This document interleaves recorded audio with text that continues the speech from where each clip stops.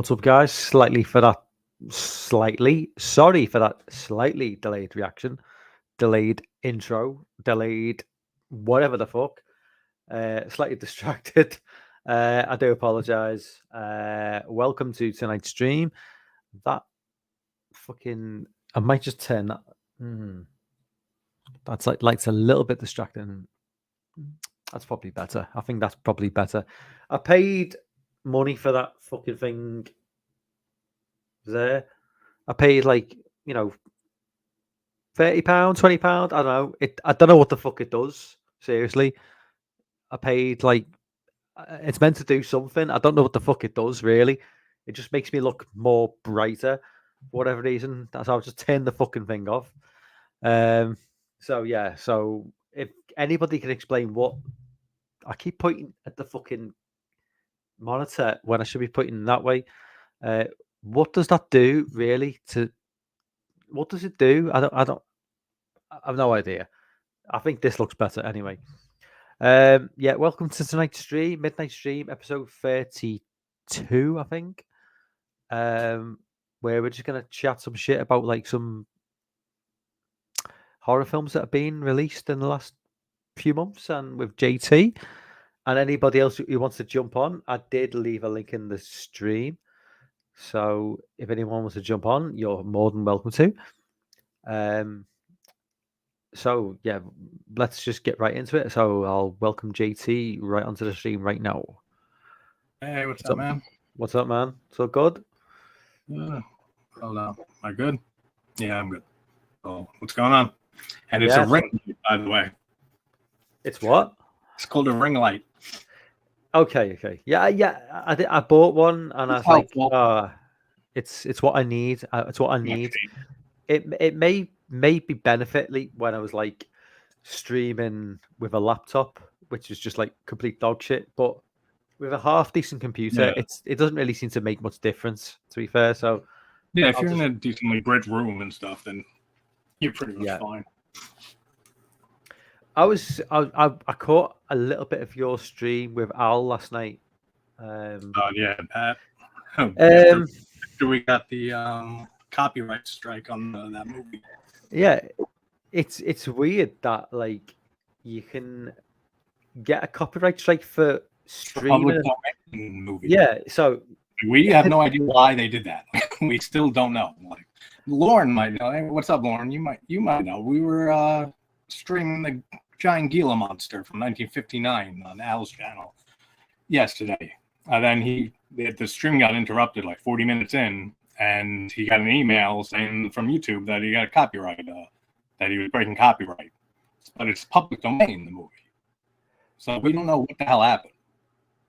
Like why they pulled the stream and stuff for a public domain film.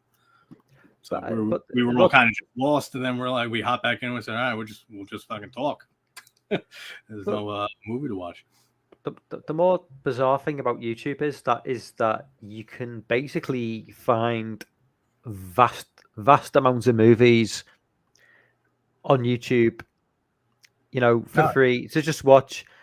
Those channels aren't getting taken down, No. So a channel could the film you watched, you got a Al got a copyright strike. Like a channel could upload that movie in entirety without any context. Yeah, that's what we were saying about Terrifier 2 when it was on YouTube. What happened with that? It got taken down, but still. Yeah, that's a brand new fucking movie. It was from 1959. But there are countless movies on YouTube which are, highlight Lauren. That's what we were thinking yesterday, because me and Pat brought it up. We said, what about the music? And I'm a musician. I said, that might be it. I said, it might be the music isn't public domain. It's still copyrighted, but the movie is public domain. So that makes sense if you thought that too. That makes sense. But but you think if the movie was public domain, it would be all public, like the music too, like everything involved in like being able to show that movie freely. But it's weird how it all works. But that's what we thought it might have been. But the thing you made the point about when you're playing the John Carpenter's Halloween theme on your guitar, or whatever, and that should never be pulled for copyright, because any human being should be perfectly entitled to cover a song. That is beyond. That's how I Like, feel. I mean, that is totally wrong. You know, Yeah. if you want to go on YouTube and you want to cover a song, and let's face it, we all know it. The big YouTubers can cover songs to their heart's content. Oh yeah, they're never going to get pulled. No, they're never going to get pulled. I mean, it didn't get pulled. I just got like one of those bullshit copyright things. It's just a copyright issue, and if you hover over it, it says like, but they allow you to use the content on YouTube. Yeah. So it's like one of those bullshits. But just does, the fact that like I can see if you have the song playing, like you're playing an instrument to a song, that's completely different. Playing the song, but if it's just you playing the song, that should be fucking no issue there. Like not at all. And it's the same issue with reaction videos to movie trailers or music videos. Certain people seem to be able to get away with just streaming the video while they're reacting to it. Other channels err on the side of caution and like don't go there. But a lot of channels seem to be able, it just seems to be a completely random thing. Some channels seem to get away with it. Some channels don't. Like you said, probably that's what we were saying last night too. Pat was saying, it's like, the bigger YouTubers stuff streaming movies and stuff, I'm sure they didn't have an issue with this movie. It's just they'll go after the smaller people, the smaller channels, because the bigger ones are making the money. Yeah. And it definitely could be the case, or a part of the case. But anyway, man, how's things going? Have you... Not bad, man. I just made a Facebook page for the channel. I'll send you a link for it. Yeah, I'm on Facebook, but I don't go on Facebook. Really. Yeah, I never really do either. I just made it for the site, for the channel. Yeah, I just think Facebook's Facebook's dead. I think Facebook. Yeah, the only time I go on Facebook is if I'm posting like pictures of my daughter. Like that. Yeah. That's it. That's the only time I'm on it. Hey, Jessica. Yeah. Lord. What's up, Al? Speak of the devil. We're talking about our doomed Midnight Society stream. Yeah. What's up, Jess? Yeah, I mean, like for me, Facebook is kind of like it's. I honestly believe Facebook is the MySpace of the 2020s. Oh yeah. I think Facebook will die. Not die completely, but when 75-year-olds are on Facebook, that's not a good sign for Facebook. Well, in terms of like it's like all the boomers and like like my mum's on Facebook. I consider myself, as far as I'm concerned, I'm old. So like these Gen Zs, these Zoomer types, what they call themselves. I'm old. I'm 46 now. My mum is 70. 10 years old. She's on Facebook. Why the hell would an 18-year-old kid want to be on Facebook when their grandparents are on it? I don't know. It's so weird and like posting stuff like in their life, what they're doing and stuff every day and stuff, and like your grandma's chilling there too, like and agreeing a little bit. I don't know. That's why I don't want it stuff. Like not for that reason, but it's just I don't know. It doesn't do anything for me. Yeah, I think Facebook is definitely it's a lost cause. Facebook. They're hanging on to that metaverse thing. That's like the big thing they're preying on. Well, I mean, the thing, Zuckerberg still owns Instagram, which Instagram's still like massively popular. I mean, I pretty much spend most of my time on Twitter now. I'm pretty. Elon Musk, I thought he was gonna like make things better. It's just become a complete clusterfuck so far. For the week. In his short, I think that was just before he took over, but.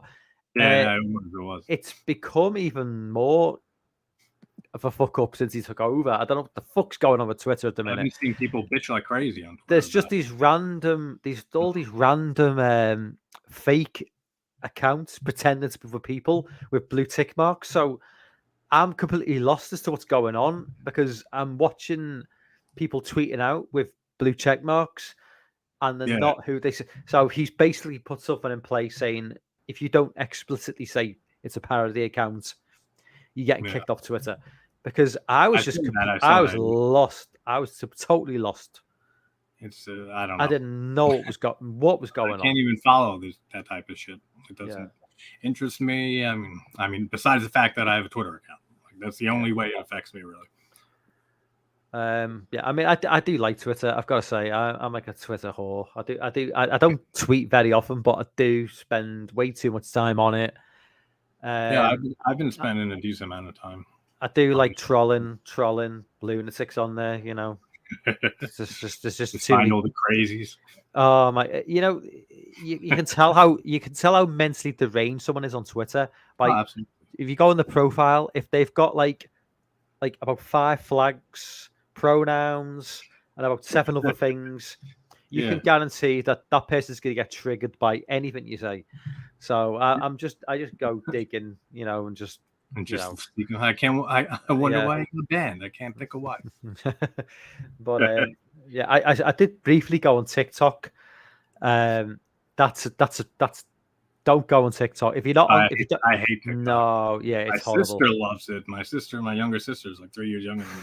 She does a whole bunch of fucking stupid, like, funny videos and stuff on TikTok. She loves that. She's been trying to get me on TikTok for months. She's like, you should get on that. I said, yeah. I went on there once. Nah, I'm good. Like, it's just nothing.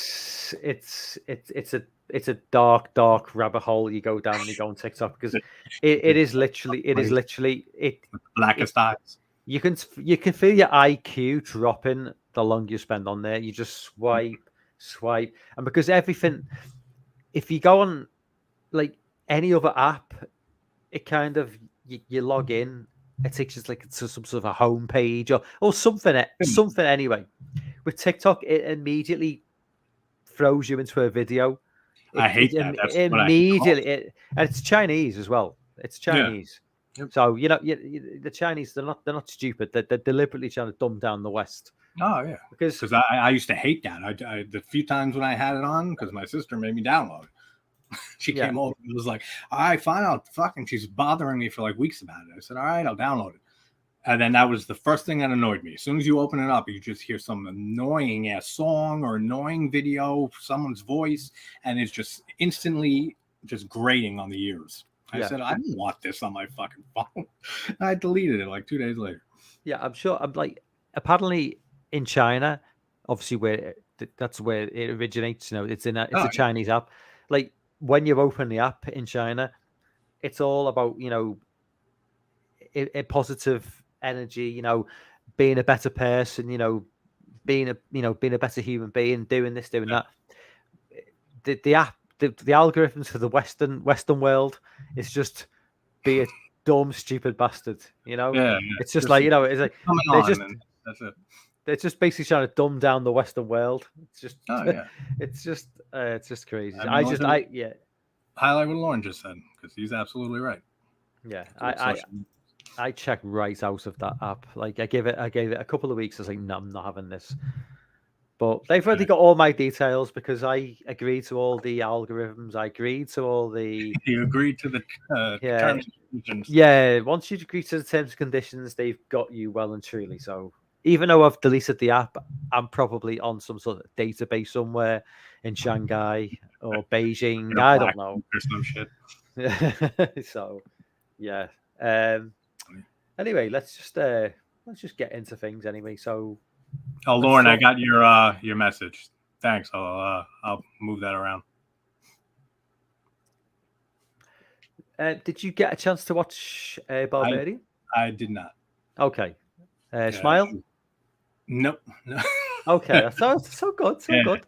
I was up all night, and then I just got distracted doing other shit.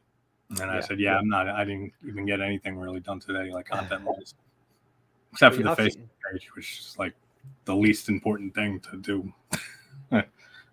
But you did see Terrifier 2. Oh, of course. I love Terrifier 2. Did you think it was better than 1? Yes.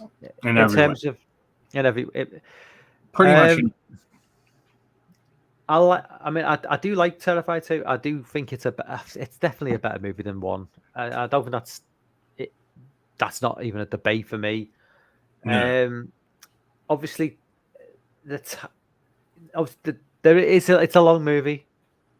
We can't. It's the elephant Yeah, in the room. yeah, You know, of course.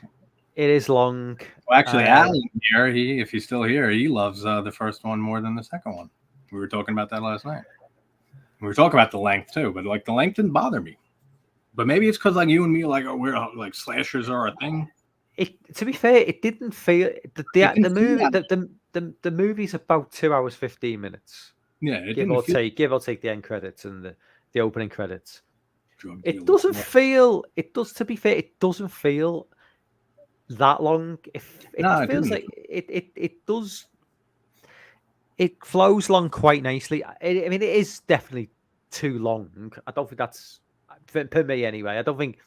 I Yeah. don't think No, I you agree could. that most You, slashers should be 90 minutes. yeah, you could That's- definitely trim 20, 25 minutes off the movie. Yeah. I think what would surprise a lot of people going into the movie who've just heard, how gruesome it is. It's not that. I don't think it's that gory. I don't think it's that gruesome. I think Um, it was hyped up a lot more. Like it's Yeah. still the practical effects are great. The kills are They fucking, are. but not like to the insane level they were making it sound like. I Like was the hype making it sound like. I was literally expecting like an absolute bloodfest, but Yeah. because the film is so long, and because they do tend to build the characters up over Yeah. the 2 hours runtime, there's not actually that much gore. If it had been a 90-minute movie, it Yeah, would it have would have felt been more. condensed more. But they do spend the time building up the characters, making you care about the characters. And that was a big thing for Leone too. He wanted to Yeah. focus more like on building his characters up in Sienna and especially and stuff because he was working on the character of Sienna for like a decade Yeah. to like fight against Arden. Now he finally was able to like bring that on screen. So I saw an interview with him. He said that like it was very important for him that he wanted to kind of flesh out the story more in this one, and because a few criticisms he got for the first one was that it was just like the plot was just non-existent. It was just like bare bones. But that's like most 90% of slasher films. So I don't know why people were complaining about that there's no plot. That's like almost every slasher film. Yeah, Lauren says Yeah, it's not really that extreme. It's easy an hour to well, yeah, it's an hour maybe. I'd say 40 minutes. I knew Lauren wasn't gonna like it. The dialogue, it's got a strange sort of feel. It looks similar to the original movie. It does look slightly more. The budget is slightly upped for this movie. It Yeah. has still got this slightly strange. I don't know how they filmed it. It's got this Like that odd, gritty, surreal feel to it. yeah, almost. It doesn't. It's almost like the Uncanny Valley feel. It's like there's something a bit. I know what you mean. Yeah, it's Especially with more of the supernatural elements in this one versus Yeah. the first one. Because the only supernatural stuff in the first one we saw was at the end when he blows his brains out and he comes back to life. But we saw in All Hallows Eve, we see him do a decent amount more supernatural shit. So I didn't mind any of the supernatural aspects or anything like that. I just love Art the Clown. And I just like having a cool fucking killer with cool practical effects. Pretty much the same thing when Hatchet came out, like in 2007. Same thing. I was like, oh, shit, like good to have a fucking like slasher film with great practical effects and like awesome kills and stuff. That's all that matters for me, mostly for a slasher movie. So, but I could definitely see it being too long for some people. What I will say, I'll just get it out the way quickly. I love the soundtrack. I love that synth score. Oh, it's great. So fucking good, man. I love synth music. I love synth, the new sort of like retro synth thing that's going on YouTube at the minute, and it's just like I love that. What was your thoughts on like the new like the young girl who's like so she's kind of like art imagination, but she's not because they see it. It's a bit weird because the guy in the laundrette, he sees art looking at nobody, but then later on they, the brother and sister, they see her. Yeah. So it's a bit like I don't really. It's a bit strange.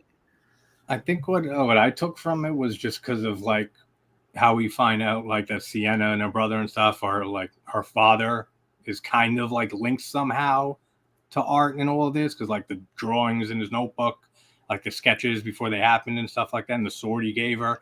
So I think it's just that they're connected in some way, and that's why they can see her, and nobody else can. Because I don't think anybody else saw her, right? No, I don't think so. I remember, like her friends or nothing like that. None of them saw her. So I think that makes sense. I know if you pause it quick, like when he's going through the sketchbook, it has an article that says her name is Emily Crane, and she died at that old fairgrounds that they have the finale of the film in.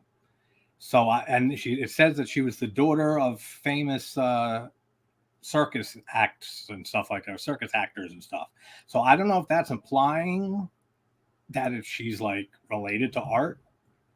I don't think so, but I don't know. Is the only mentally ill. That's right. I think we solved the case. Lauren solved the case. But she's creepy as shit in the movie. I like her design, the makeup on her. I will say, like, it's definitely obviously a violent movie, and a lot of people mention the bedroom scene. I find that a little bit comedic. I didn't find it. I know what you mean. Yep. Yeah, I was laughing a bit too. I was watching it going, am I just like some sort of fucked up person who doesn't find this remotely like disturbing in any way? Well, probably because that's how I am too. Because you got to be laugh at shit like that. In terms of like the kill in Terrifier 1 with the hacksaw, I thought that was way worse. That's what I was thinking actually too, because that is in terms of like just pain, just the implication. Well. Yeah, it's the build. It's the build up as what's going to happen. Yeah, I still think that's my favorite kill in the 2 movies. Yeah, well, 3 movies. It's the build up to what is happening. You know where it's going, and it goes there. The kill in this movie, you don't really know what he's going to do, and when he does it, it's kind of like, okay, it's violent, it's gory, it's graphic, and he throws some like salt in the. It's like it's not. I didn't find it particularly. I didn't find it particularly disturbing. I just thought, okay, it was funny. I felt it was great. I was just laughing, I think that's the point with Damien Leone though, because he has a warped sense of humor. He was saying in an interview too, and you're supposed to kind of like not take art completely seriously. I mean, look at him and like look at his mannerisms and stuff. So like I think it's supposed to come off as comedic a bit. Like it's not ultra realistic gore, like in any way, shape, or form.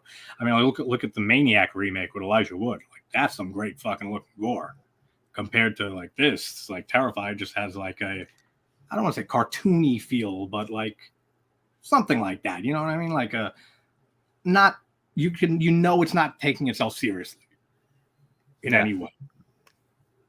I felt a little bit the mother's death as well, just like getting shot in the head, felt like a bit of a. I always felt like it was a bit of a cop out. I almost felt like I almost felt like he didn't want to give her like too gruesome a death. Almost. I like how she put the mashed potatoes in her blown up face though. That shit was funny. Dying at that. Yeah, that was funny. And then her, I did like the scene with the a lot with the when she goes to the Halloween store, they get her new wings. Yeah, and that was creepy stuff with Art like creeping around her, and then she had to like go around him, and then he's trying the glasses on, and then the whole kill with the this clerk guy there. I love that. I thought that was great. All kills look great. It's just like you said, like it's comical. I do like when he comes out and he's killed the mother. It's the Chico Cheetahs and he's just got the head with the sweets. Yeah. It's like it's almost like as sick as he is, you never think for a minute that he's gonna do anything to those kids. Yeah, it's like in All Hallows Eve, he killed the 2 young kids at the end of All Hallows Eve. Yeah, but in this movie, you kind of feel that it's not going to go there. It's that kind of that's there. Yeah, you kind of know it's not going to go that dark. It's like comedic effect. You know, It's probably also too because like when Old Hallows Eve came out, like that was his first film besides just shorts. yeah, So like it wasn't as big, there wasn't as many eyes on it, so he can get away with like decapitating 2 little kids. and that Now wasn't. it was so much hype and it's such a big. The first film was so big and like had a cult following. Now with the hype on the second one, maybe he was just like, yeah, let's not go that far. Yeah, You know, I'm like that's what I would guess. that is you know, obviously we're going to get Terrifier 3. That's Oh, mean, yeah. He said he has enough material written for almost probably a fourth one too. with the success of this movie as well. Obviously, we're going to get a 3. Obviously, this has done decent money for the budget. In terms of like where he's going to go with the next film, you know, do you think there's a potential there that he may maybe scale things down to try and increase that box office taken? Because you know, there's definitely. I think we discussed this before. You know, or maybe I've discussed it on a stream, maybe with you. I can't remember, but yeah. Art the Clown has got the potential to be, you know, a big marketable horror icon, but he can't do it with what we're getting at the minute. It's just not possible. We've talked about it. Yeah, so you'd have to scale it down to like a Halloween type thing, and then we can market them better and stuff. Yeah. I see where you're coming from. I think it's just like just that Art just kind of like took off with like horror fans in a way that like maybe he wasn't even supposed to. Because like there are other like brutal films like out there, like even more so than this. But when you compare the kills in the Terrifier movies to like Halloween and Friday the 13th stuff, much more brutal. So maybe he never even planned for him to get that big, and it was just like, all right, this is just going to be our brutal serial killer. But then it just took off with fans of horror, and then now you see how big he is. But now it's kind of tied to that brutality that he's known for. Would you say? Do you think there's a possibility that, like, with Art, he's kind of replaced Freddy? Freddy's been gone for so long now that we've kind of been looking for somebody who's got a bit of a personality. I mean, he doesn't speak, but he's got the like facial a silent Freddy almost. Yeah, like he has the charisma and the personality, but he don't talk.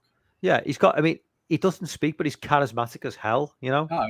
Whereas Michael and Jason are just blank slates. You can't read anything into what they do. And Leatherface, just the mask on. Yeah, exactly. It's just so with this absence of Freddy now for the last 12, and obviously let's be fair, like Robert Englund is never going to come back. So that it could be. That would surprise me very much if Robert Englund came back to do another role with Freddy. In anything nightmare related, the guy's nearly 80. It's not happening. Yeah, he ain't doing it. He ain't climbing around sets and shit, killing people dressed up as Freddy at 80 something. Do you really want to see an 80-year-old Freddy Krueger? No. Come on. That's why I'm glad it died in 2010, because that remake sucked, and he's been hanging on for dear life ever since. So you know, he ain't coming back. I just possibly, you know, maybe people have seen something in Art the Clown, which is like something that's been missing, you know, for a long time. Besides like Chucky, but he's like, you know, a doll versus like an actual like, I won't even say person, since Art's not really even a real human being. But neither is Jason, and neither is Michael. So I guess they all fall in the same category. And Chucky's now like multiple dolls, so it's like, you know, in the TV show anyway. So, you know, Chucky's like about. What's up, Sean? Sean's in the chat. Yep. Sean, what's up, Sean? No one says, have you people hit the thumbs up? Yeah. If you haven't hit the thumbs up, guys, because I never get enough thumbs up on my videos. You make fun of this. Are you serious? Now I gotta fucking look this up. Okay, so Lorne has got inside information about Nightmare on Streets. That's so funny. And if it's coming from Lorne, it's got to be some genuine info. Oh yeah.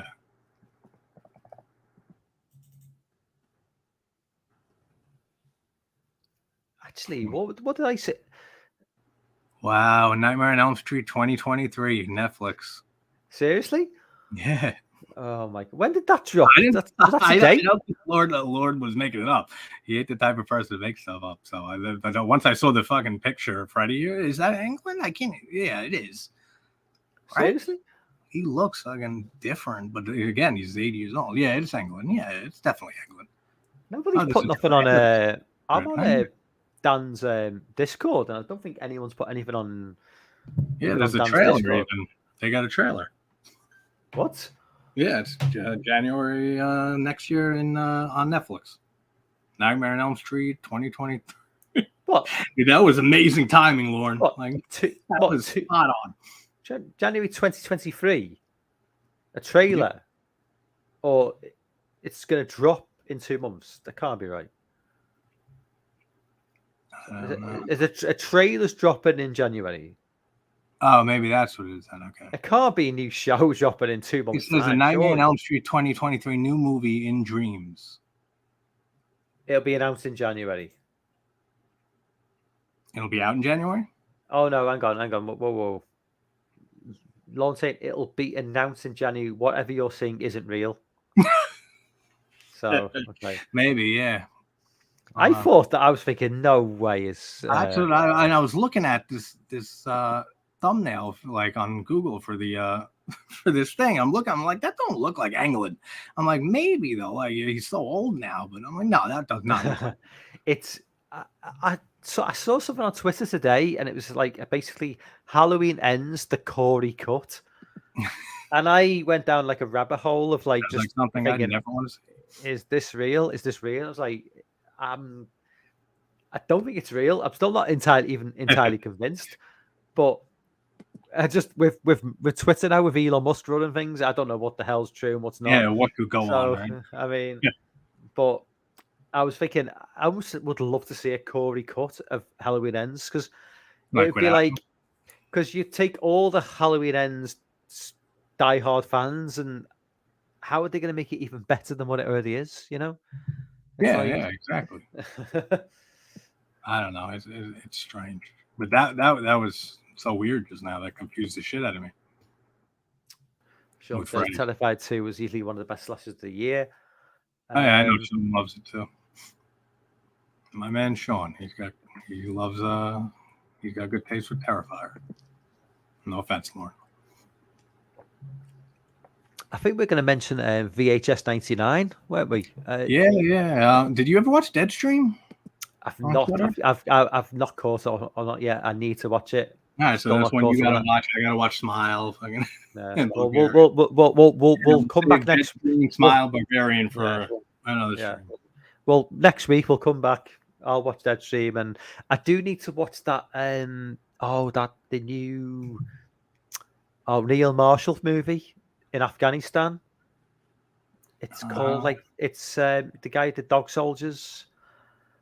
It's a new movie. He's just dropped. I heard about it. It's a girl. She's kind of in Afghanistan during the whole war in Afghanistan, and it's basically like a creature feature with some sort of like alien hybrid, some sort of shit going on. Basically, sounds interesting. It looks really good. I mean, just by the trailer, I'm not going to say it's up there with the Descent. Obviously, Neil Marshall did the Descent. Yeah, I love the Descent. But it looks for the trailer, it looks like a definitely worth a watch. But yeah, definitely need to watch. Well, I definitely need to watch Deadstream. You definitely need to watch Barbarian. Yeah, Smile. Maybe Smile now because Lawrence, Smile. Or it's not. I've heard mixed things on it anyway, so I wasn't expecting much anyway. But I thought it was okay. I don't think it was. I think it was it's very much in the vein of these cursed movies like The Ring and It Follows. Yeah, it follows. I love. It follows the same sort of logic in a way, of these sort of cursed movies. But I liked it. I think Barbarian is a stronger film. Yeah, and Barbarian's not a lot better things about Barbarian than Smile for sure. Barbarian's not it's not perfect. It's got flaws, but I still think that it's really enjoyable film. VHS 99. So I mean, we've both seen this movie. Mhm. I kind of feel like they kind of maybe I'm just burnt out on these VHS movies now. I like the first one. I love the first two, and then I I never saw Viral, and I I've just not saw seen. that I've recently. not. I've never seen Viral. Never seen Yeah, that. I fell asleep when I tried watching Yeah, it. Like yeah. wild back.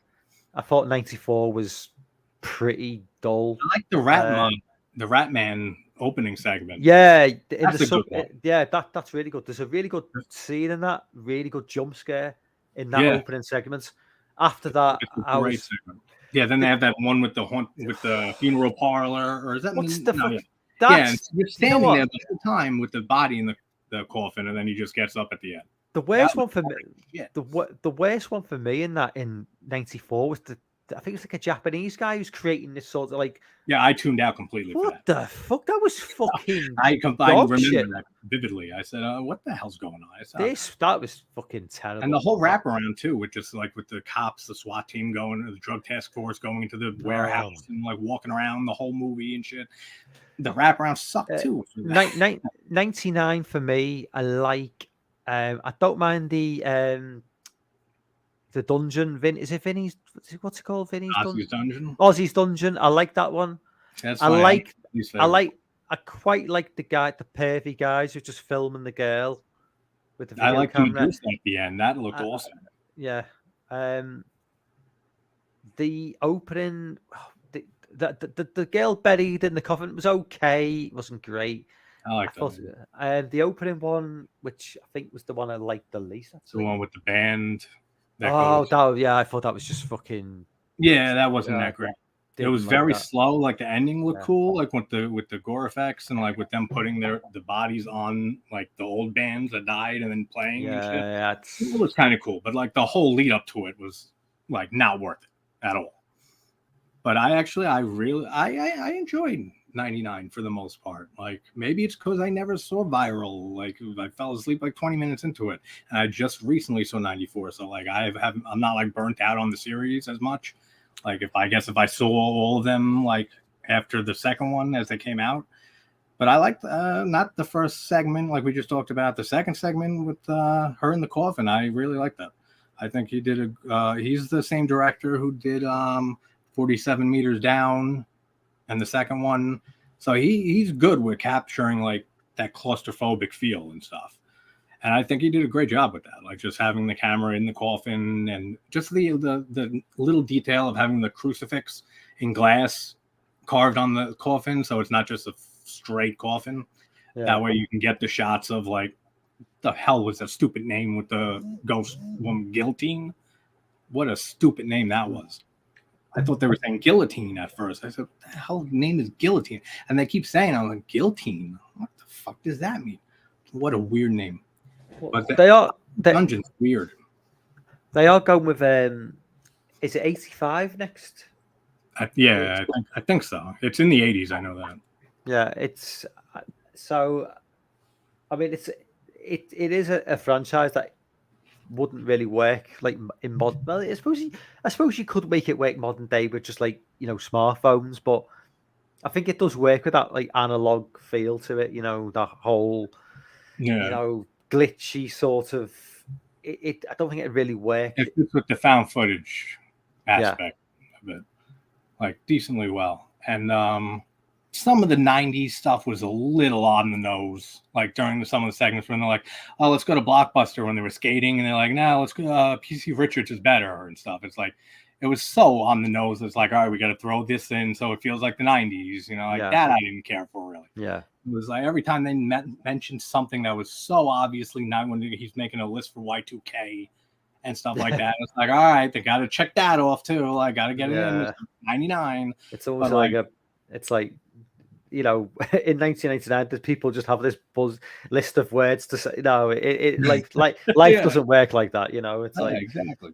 That's but then Ozzy's Dungeon was directed by Flying Lotus, who's a musician. He's a drum and bass dubstep composer. Okay. And I used to follow jam bands around and stuff to festivals, and some of the festivals had electronic artists there. And I've seen Flying Lotus if you don't like, not voluntarily, but so I knew of him just from his music. But I don't know. I didn't care for Ozzy's Dungeon at all, really. I liked how it started with like the whole game show and stuff. I thought it was going to be like these kids were going to get violent with each other to win this game. Like start ripping each other apart and stuff like that. Like after her leg got, and how'd her leg fucking break like that? Like I know, yeah. That I like when they like kidnapped him and like they show a leg. Like it's so dead. Why was her leg like all she did was like break it doesn't make any like if you break your leg, it heals and you just go about your day and you go about your rest of your life. It's like she's permanently crippled because of like a leg injury. It was gray, black, gangrenous. Like why it's was like, it yeah, if you are that infected, you're dead. Like there's no fucking way you're alive right now. Now I don't know what that was about, but that's when it lost me. That segment. Like but I liked the first part, but then when they brought him back to make him run the obstacle course, that was when I was kind of I don't know how I feel about this. But they in the build up to like the injury, he was like encouraging the guy, over and the family, and I was like, because of like movies in 2022, I was just thinking, are they going with a race angle now? Because she's black and he's white, and I know they mentioned that the host made like a kind of dark joke when they mentioned that they're from Detroit. Yeah, and that all the way down from Detroit, and he's like, "Oh, couldn't afford plane tickets." Yeah, I was like, it was like an explanation, like foreshadowed for why she couldn't get her leg fixed because they're poor, but that's still bullshit. Yeah, like so none of that makes sense. So because I don't know about other states or other countries, but in New York, like if you get taken to the hospital and shit, they must treat you whether you have insurance or not. You'll get a fucking huge ass bill, but they must treat you. They won't just kick you out. So like, no way she went to a hospital or for a doctor and stuff, and they just turned her away. And with that fucked up leg, I don't know.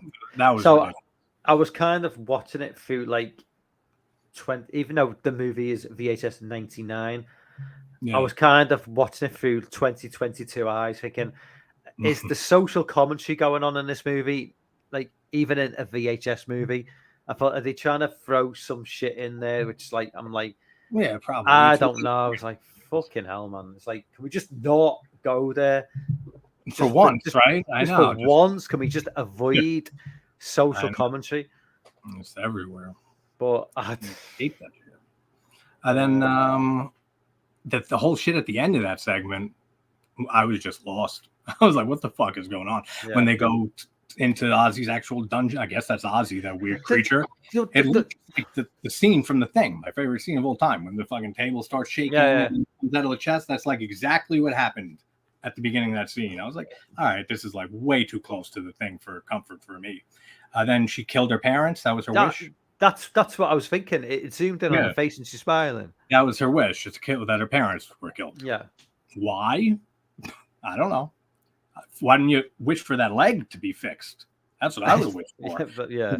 Fix my fucking leg or kill my parents and throw that leg in too. And she didn't really seem to be too bothered about her parents behaving like that. She seemed fine with it. Yeah. So like it kind of was just like a shock ending. Because there was no setup that she hated her parents or anything like that, or wanted them dead or anything. I don't know. That whole segment was just kind of weird for me. The segment, the mother way she's just like running around with this like acid in her jaw, like it's like if that just slips out, it's going everywhere. It's like they're going to do some serious damage. You got to be a little more careful, lady, with the way she's shaking her around. And she's shaking like, his face and stuff like that. It's like a fucking can of Coke. It's just like it's like. And that obstacle course that on the game show was like the easiest obstacle course ever. And he's saying no kid has ever beaten that obstacle course. Yeah, it's literally you grab a flag, you go up a stair, you go down a slide, get a second flag, go through a tunnel, and that's it. Yeah. That's the end. How has no one ever done that? Really? Like that? I don't know. That whole segment was just kind of really out there for me. But and even just, I guess it's a staple of the VHS movies at this point of just having the most despicable, annoying characters. like known to man. Yeah. Like in VHS 1, it's one of my favorite segments in the series with the siren woman. Yeah. You're all despicable fucking guys. The skateboarders and the very beginning of Viral, right before I fell asleep, they're despicable people. Like in this film, we have the peepers and the Medusa segment that I was cringing at the dialogue. Like it was so hard to get through the dialogue of that. I'm seeing the Medusa thing was cool at the end. Like I don't think I've seen Medusa in a horror film except for this one called Medusa. The one thing I like about that, the one thing I did like about, because I think about the pervy guys, like it was short and sweet. I think I would prefer a VHS movie where it was maybe more stories, like ABC's with condensed, short, take it away from a 30-minute to like a 15-minute, and maybe just increase the stories, because it's like the average runtime for a VHS movie is like an hour 50, and it drags with some of the VHS movies. It does drag. Especially, doesn't one of them have only 4 segments? Yeah, I forget which one it is, but then they were even longer than that. So it's like that's even more time. I think Viral is the one with 4, and that's probably why that one's the most hated. It seems out of all of them. Maybe it's just a lot of downtime. I've not even seen Viral because I just got such bad reviews. So yeah, Hannah Fierman, Lauren, she's great. And I saw the movie, the feature film that they based off the character, like recently, like 2 months ago or so. Because I forgot all about it, that they were making like an actual movie out of that segment. I said, oh shit, I gotta actually check that out. But the last segment, by far the best. And those are the same directors, Joseph and Vanessa Winter, who directed Deadstream on Shudder. Which, after fucking Deadstream, is my favorite found footage movie of the year. And probably in years. Like, it has such a perfect blend of horror and comedy. It's like the Evil Dead found footage version. That's like the best way to describe it. And it just worked for me in every single way, Deadstream. And then the last segment here in VHS by the same directors, same thing. Like just when they go down to hell and stuff, and then they're trying to escape hell, and they meet Mabel, the crazy demon woman, and she's trying to get him. Just the whole way it's shot and the atmosphere, it feels like they're in hell. And like we get cool shots of the lightning and stuff, the red lightning, and there's like a big demon thing like over the mountains. I love that whole segment. Awesome stuff. That was by far the best in the whole movie, like for sure. I've got Ben in the chat. Ben says I like 4 of the 5 VHS movies. Keep them coming as far as I'm concerned. Next one's lineup looks great too. Which is the one you dislike? Is it Viral? I think everybody hates Viral, and it's the one I've not seen. So yeah, that's the one I fell asleep 20 minutes on. Chess says Smile was more of an unintentional comedy. I somewhat liked it, but of course could have been better. I say I like Smile for what it is, but we'll go into it because obviously you've not seen it, GT. But it does feel like a poor man's It Follows in some ways. Which I love It Follows. I think that's such a great movie. But definitely. You definitely want to check out Barbarian before next week. Barbarian. Yeah. I'll watch that one first for sure. Yeah. It's not perfect, but it's I'll let you watch it and let it, make it, I don't really want to I don't want to influence you into like. I know that's what I do. I've had to stop watching like my favorite old like channels that I used to watch before I started doing my channel. The only channels I watch now are like all you guys, fucking all the people that we know and fucking stream with and talk to and stuff. I can't watch older channels because I'm afraid that, like you just said, that like something they'll say about a film will stick in my head subconsciously and will influence like a thought or something. Like I can't deal with that. So I don't want to like put my thoughts onto you. Yeah, in the head. Watch the movie. I was like, and like I like this, but I didn't like that. I mean, I have talked about the film in a stream. You might not have seen it, obviously, but I did go into some detail about Barbarian and what I liked. So I can't remember what stream it was because they all kind of merge into one now. 'Cause Yeah, I just like seem to stream so often, but yeah. but Just, yeah, all I right, mean, continues. Fucking, let's go. yeah, Dream but number yeah. 41. It don't matter. So yeah, Hey, Dan. you watch the movie, and then you come back and we'll discuss it. Yeah, for sure. But You watch Deadstream. I'll watch Barbarian and Smile. yeah, definitely. But yeah, I Oh, mean, it's Sissy. You see Sissy yet? which one? Sissy on No. Shudder. I No, thought that but was pretty good. Like, is it SISSY? SISSY, yeah. I've not. Like it's like this YouTube influencer girl who, like, she's trying to like motivate people on her channel and everything, and she has like this like childhood best friend and a bully that like stole the best friend from her, and they all go away for like a weekend, and then like people start getting murdered and shit. Like, it was all right. Like, it wasn't. I was pretty actually surprised with it. Are they actually did they actually use YouTube specifically, or did they actually use pretend? No, it's just they show her like just like her of the video. It's like pans back to the screen. See, that takes, because obviously we've discussed a few movies now. That's why Unfriended works so well, because they use. Oh man, you've just read my fucking mind. I was supposed to say. Right? I thought you were going there too. That's why I was like, they're using real apps. I've literally mentioned this in the stream a few times. Like, I like a lot of people don't like Unfriended. I fucking love Unfriended. And the reason I love it so much is because not only do I think it's a great ghost story, great horror movie, it uses all legit. Yep. And not even just the sites, but the sounds, the notifications, all of that. So like, I've mentioned this again. I've talked about this in a stream previously. The Skype call, which is used throughout the movie, is genuinely, I find, quite unnerving now. It's a scene with that whole thing. Because I don't use Skype. I never use Skype. I never really. Do. So if I ever hear that on somebody else's phone or whatever, whatever they're using, I always think of Unfriended, because I just associate that noise. Because you don't use it on its own, so that's the only really time you hear it is watching that movie.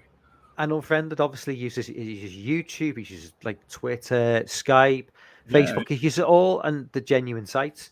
And I did actually ask Lorne this question in a live stream a while ago, and I can't remember what his answer was. He might answer in the comment section again, as to why some movies use the genuine sites and some movies just use fake sites. Because when a movie which I'm invested in uses a fake search engine, I get immediately pulled out of the film. Yeah. You know, I'm like, if it's like Spoogle.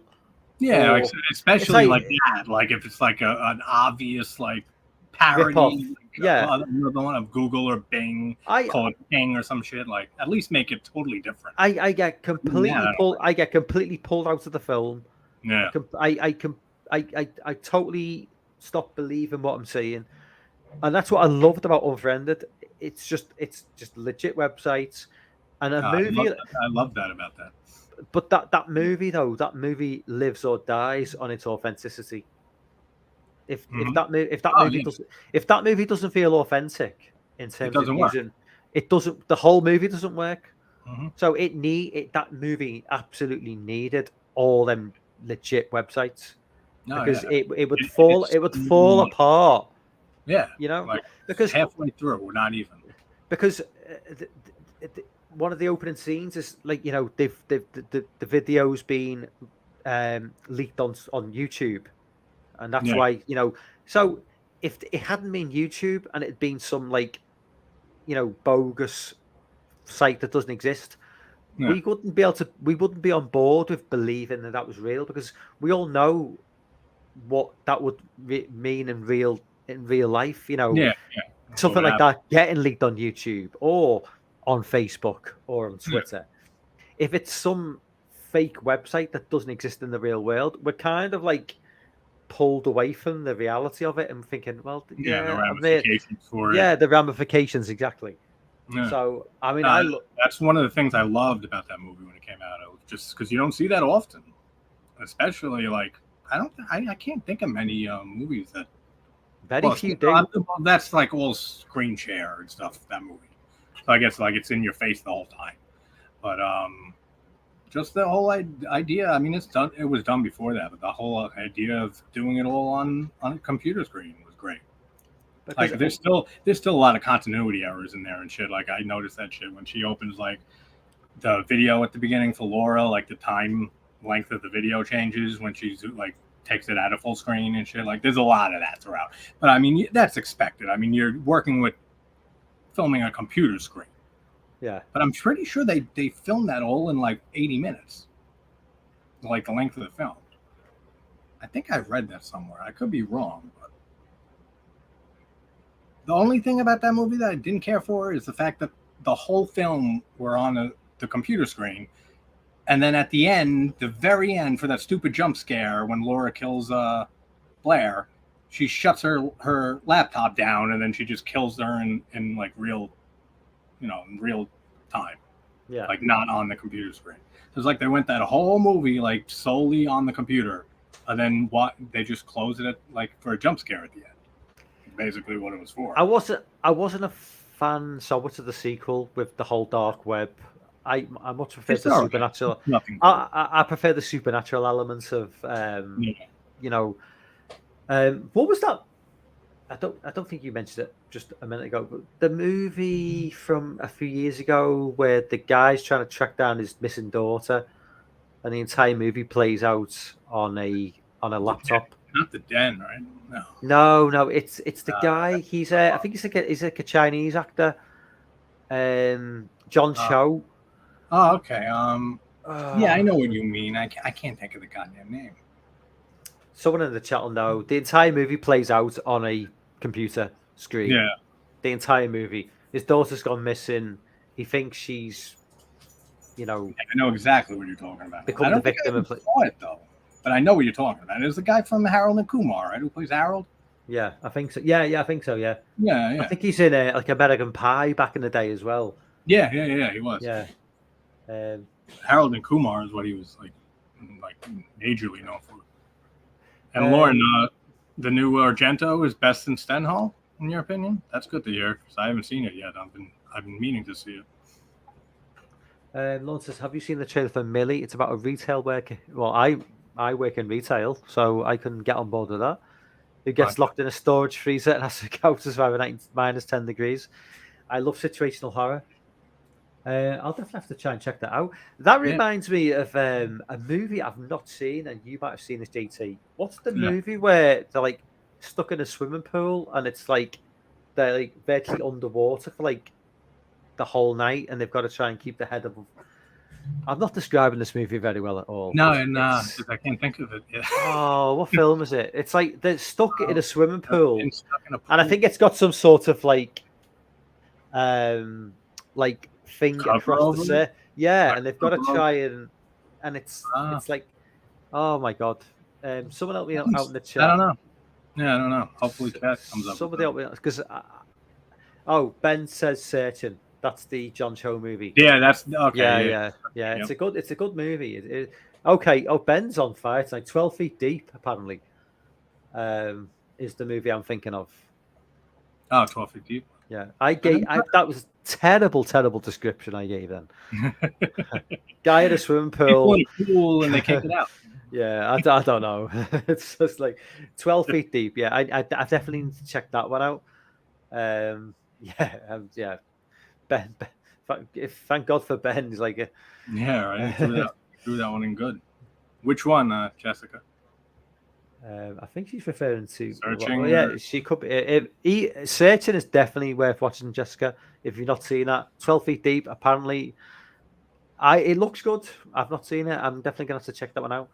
Apparently, it sticks with you that people are in a swimming pool the whole movie, and that's all you can remember from it. Yeah. I've heard of that though, but I know I never saw that one. Yeah, the one movie with the guy doing the thing. I say that all the time. The people with the nose and the ears and shit. I've seen her. What was that? What was that movie from a couple of years ago which I hated? Which it was like an alligator movie. Like during a How many years storm.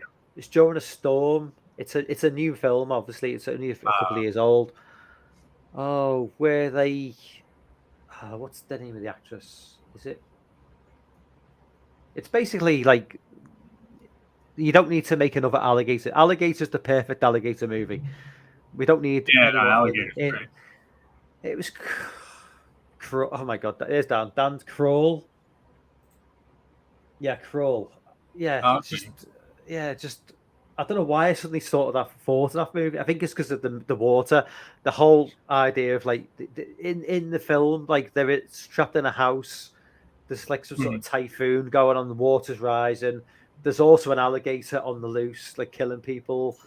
It's I don't think I've totally. seen an alligator or crocodile horror movie since like Lake Placid came out, and that wasn't even really a horror movie. Whoa! Hang on, mate. You Shark and alligator movies. You're like, forgetting about Pearl and X. They're Yeah, alligator movies. I know. There's definitely that awesome scene in there. I actually mentioned that in the stream. Like I was asking because I'm pretty.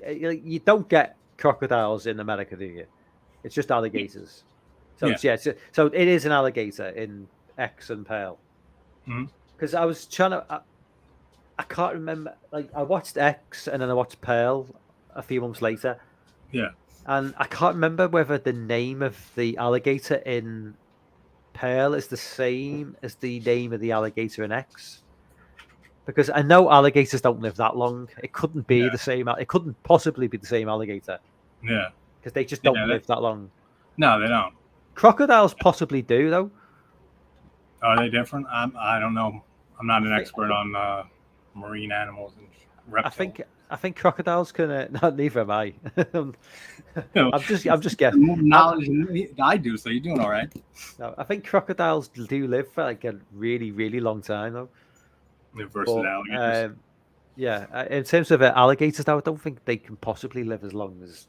Surely not the time period from Pearl to X. Surely, I mean, we're talking like what 50, 60 years, maybe. No, it's something like that. I forget what year Pearl like opens up in what takes place. It was like 1918, I think. I think it's the end. It's the end of the First World War. So 1918, and then X is 17. It's 79. 79. So yeah, way too long for the same. It's for the alligator to be surviving. Yeah, it's the grandson of the original alligator. I'm guessing. Yeah, there you go. They just kids. So what did you think of X and Pearl? I loved X. Had a great time with it. Pearl, I do really like Pearl. I probably do need to rewatch it. But a couple of issues. The only issue I had with Pearl was it's like I like with X. I like the wider sort of cast of characters. I like the fact that we've got like an ensemble. Whereas Pearl is so focused so much on Mia Goth. And she's not particularly. See, it's what's strange to me is that Mia Goth Pearl in X is quite a sympathetic character, but you don't really get that in. You mean Pearl is the old woman? You mean, right? Yeah, she's more sympathetic as an old woman, I think, than she is as a young woman. And I never really quite understand why she is the way she is. I don't really ever really see, unless I've missed something. Well, we find out why she hates blondes and pushes the Brittany Snow into the alligator. Well, yeah. Friends who fucking stole the dance. But but we never really can. Well, unless, like I say, unless I've missed something completely. There's never really any explanation as to why she's just the way she is. She's, her husband's away, damaged, and then that's when I first saw them, I watched them back to back, which I think helped a little bit. Like I think that I benefited from watching them back to back. Like I don't know if I would have loved them so much, like I still would be like top of the year for me. Both of them. Did you watch Pearl No, I first. watched X and then Pearl. Yeah, okay. So I don't know if it was just watching back to back, but I mean, like they are two completely different types of films. I mean, Pearl's like it's a full on character study. Yeah, just of Pearl's character. The X is more of a. I wouldn't even call X a slasher movie, really. Like it's been advertised as a slasher. I really don't see it as a slasher. Not remotely. I wouldn't say. I feel like it has a much better plot and acting and everything than most slasher films. So I think it's an insult to call it a slasher film, actually. But Pearl is. I can see people not liking Pearl as much. I mean, I don't think I like Pearl as much, but they're right, like almost on the same level. Like my favorite of the year, both of them, and probably like my top 20 at least of the last decade. At least the top 20, if not even lower than that. Like I love those movies. Mia Goth deserves an Academy Award for that fucking monologue at the end. Yeah. Oh, that was a fantastic scene. Yeah, that was a fantastic scene. Like 4 minutes or so she went on for, and just like the stuff she's saying, and just like how like you're saying stuff out loud, that your thoughts that disturb you when you don't want to say it out loud. Like we can all relate to that type of stuff. And then how she just goes on and on about wanting to fix things with her husband, and just like what a great fucking monologue. She did so good. And do you, Dan, prefer Pearl? I know people will prefer one over the other. Like I said, they're like right on the same with me. Yeah, the people are quite split on like what they prefer. I mean, I will say like that's what I mean, Lauren. Like it has like a more of like a southern feel to it, like a gothic feel. Like it doesn't feel like a standard slasher, but it definitely has tropes. Yeah, of course. I will say, you know, I mentioned this. I was talking to Lorne last week about you know X and Pearl, and I mentioned, you know, the one scene I think that stands out above all scenes in both films is the alligator stalking scene in the lake when she's just swimming to the side. Yeah. When she's laying in the water. And yeah, and then you just think, is it gonna bite?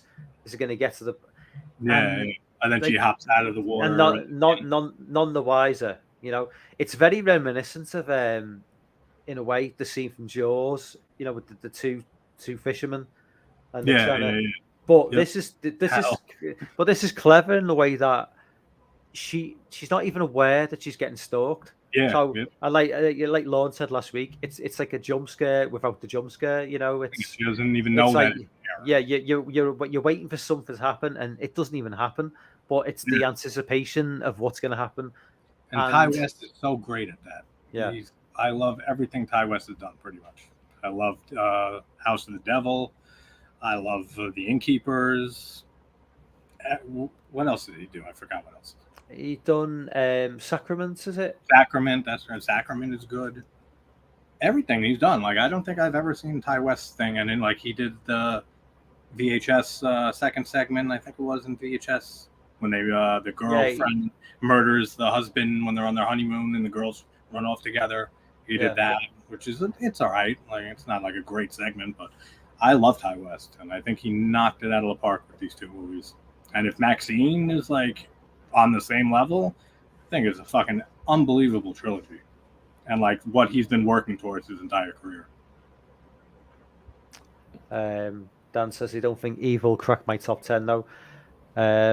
Lorne says the barmaid in X is so much dumber than the rest of the movie. I do love the scene in X with the nail sticking up and he's walking towards it. Yeah, because a lot of great shots. I don't know about you, like I can handle like Art the Clown like ripping people's arms off on a bed, but seeing an exposed nail. And I was just saying that in the video I did the other day. I was saying, dude, nails are the one thing I can't deal with. Yeah, it's like if you like seeing a nail fucking break off and shit. Like I don't like that shit. I can watch if you want to see with the eyeball gags and the eyes getting ripped. If you want to see if you want to see something terrifying as well, it's like just watch a movie called See No Evil with Mia Farrow. Lorne had a thing going on his channel called Jewel. We take two similar movies and like pit them against each other, and we just discussed them. It's a good idea. I was on, I was on it, and a few other guys were on it, and we discussed a couple of movies. One movie was See No Evil with Mia Farrow, which I'd never heard of. Loved the film.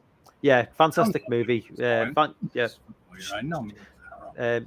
Yeah, definitely kudos to Lorne for putting me in the right direction of that movie. Loved the film, but there's a scene. She's blind, and there's a load of broken glass on the floor in a kitchen, and she doesn't know her glass is broken, and she's wandering around, and she's barefoot, and it's just the anticipation is like, the dread. Is she going to stand on a load of broken glass? Yeah. It's not her not being aware. Yeah. It's not even horror. It's a horror movie in a way.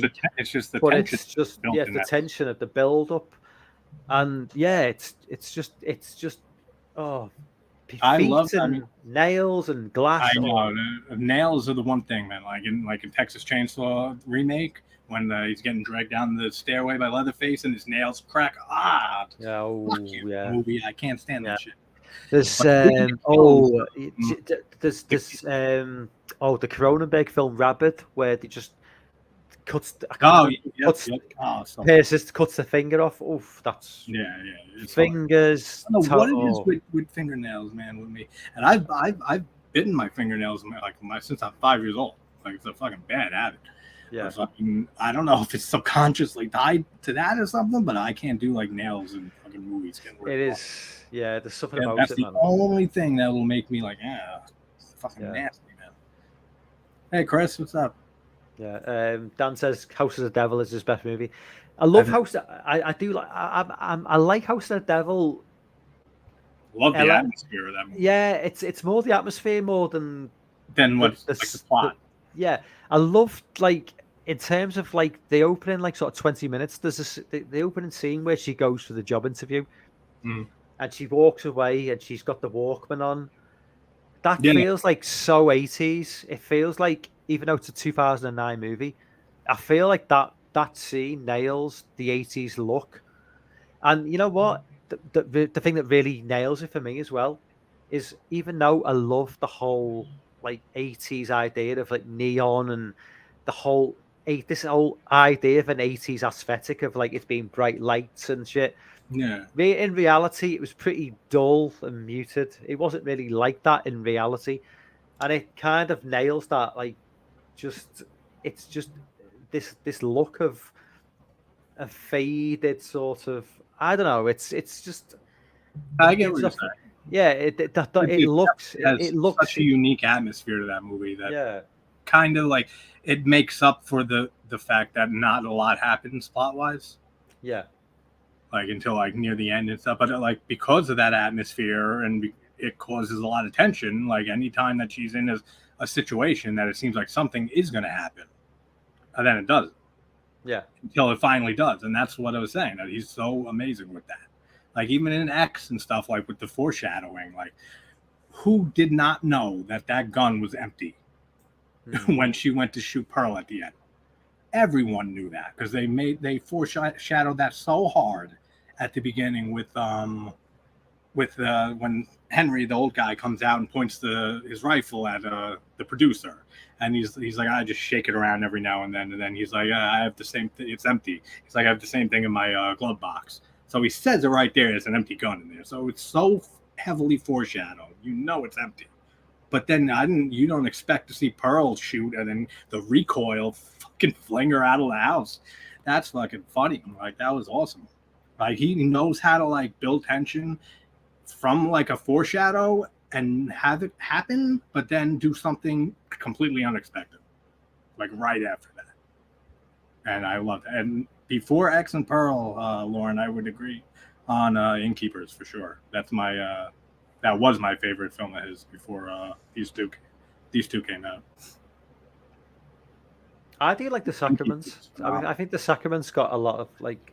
That's one I haven't seen in the longest out of all his movies. It's kind of weird because it's kind of, from what I remember, it's kind of like found footage, but it also isn't found footage. It kind of like mixes. Yeah, like it mixes found footage with just like standard.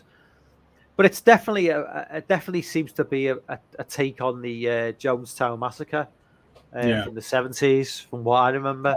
You go, it's like you go to like some sort of Central American country, and it's just this crazy cult, and chaos ensues. Yeah, I was expecting something more to it, but it basically, because when I watched the movie, I was kind of thinking this just seems like some sort of crazy cult where everybody's just going to kill themselves, but I was thinking, well, there's probably more to it than that. yeah, But it kind of is. Yeah, there's just a fucking crazy cult, and everybody. That's another thing that's a signature of Ty West stuff, is that he's just great at slow burn movies. Yeah. And yeah, I know, Lauren. I see. I saw you or someone tweeting it about it and stuff. I said that's what Lauren keeps saying. I got to see that. Mask of the Devil. I have no idea what it even is. So.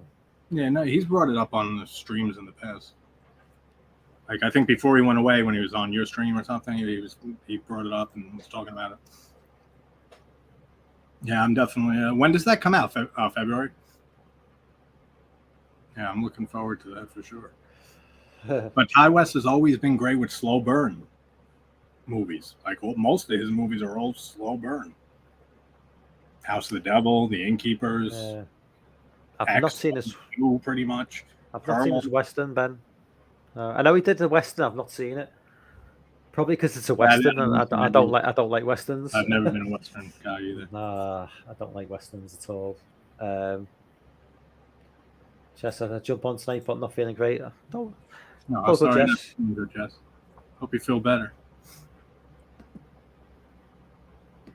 So. What other movies were on the list? I'm trying to remember what I've watched. Hellraiser? Did we do that already?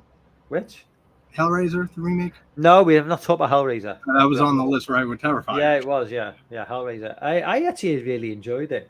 I did too. I thought it tasted. We're not Hellraiser fans, so I don't know if that plays a factor into it. Yeah, I'm not really a Hellraiser fan, but I did enjoy it. I had a really good time with it. I was expecting it. I went in expecting the worst and hoping for the best, and it kind of fell somewhere in between. But I